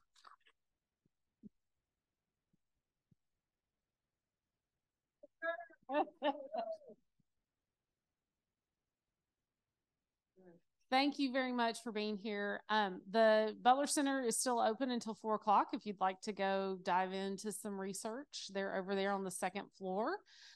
Please take photographs, scan those photographs, keep them, preserve them digitally somehow. That's my little bit of advice. So thank you all for being here. Oh, this will be up on YouTube. It's probably up there already in the raw format, but we'll get it segmented so you can scroll forward and it'll have all the links to all the things and everything. So thanks everybody for being here.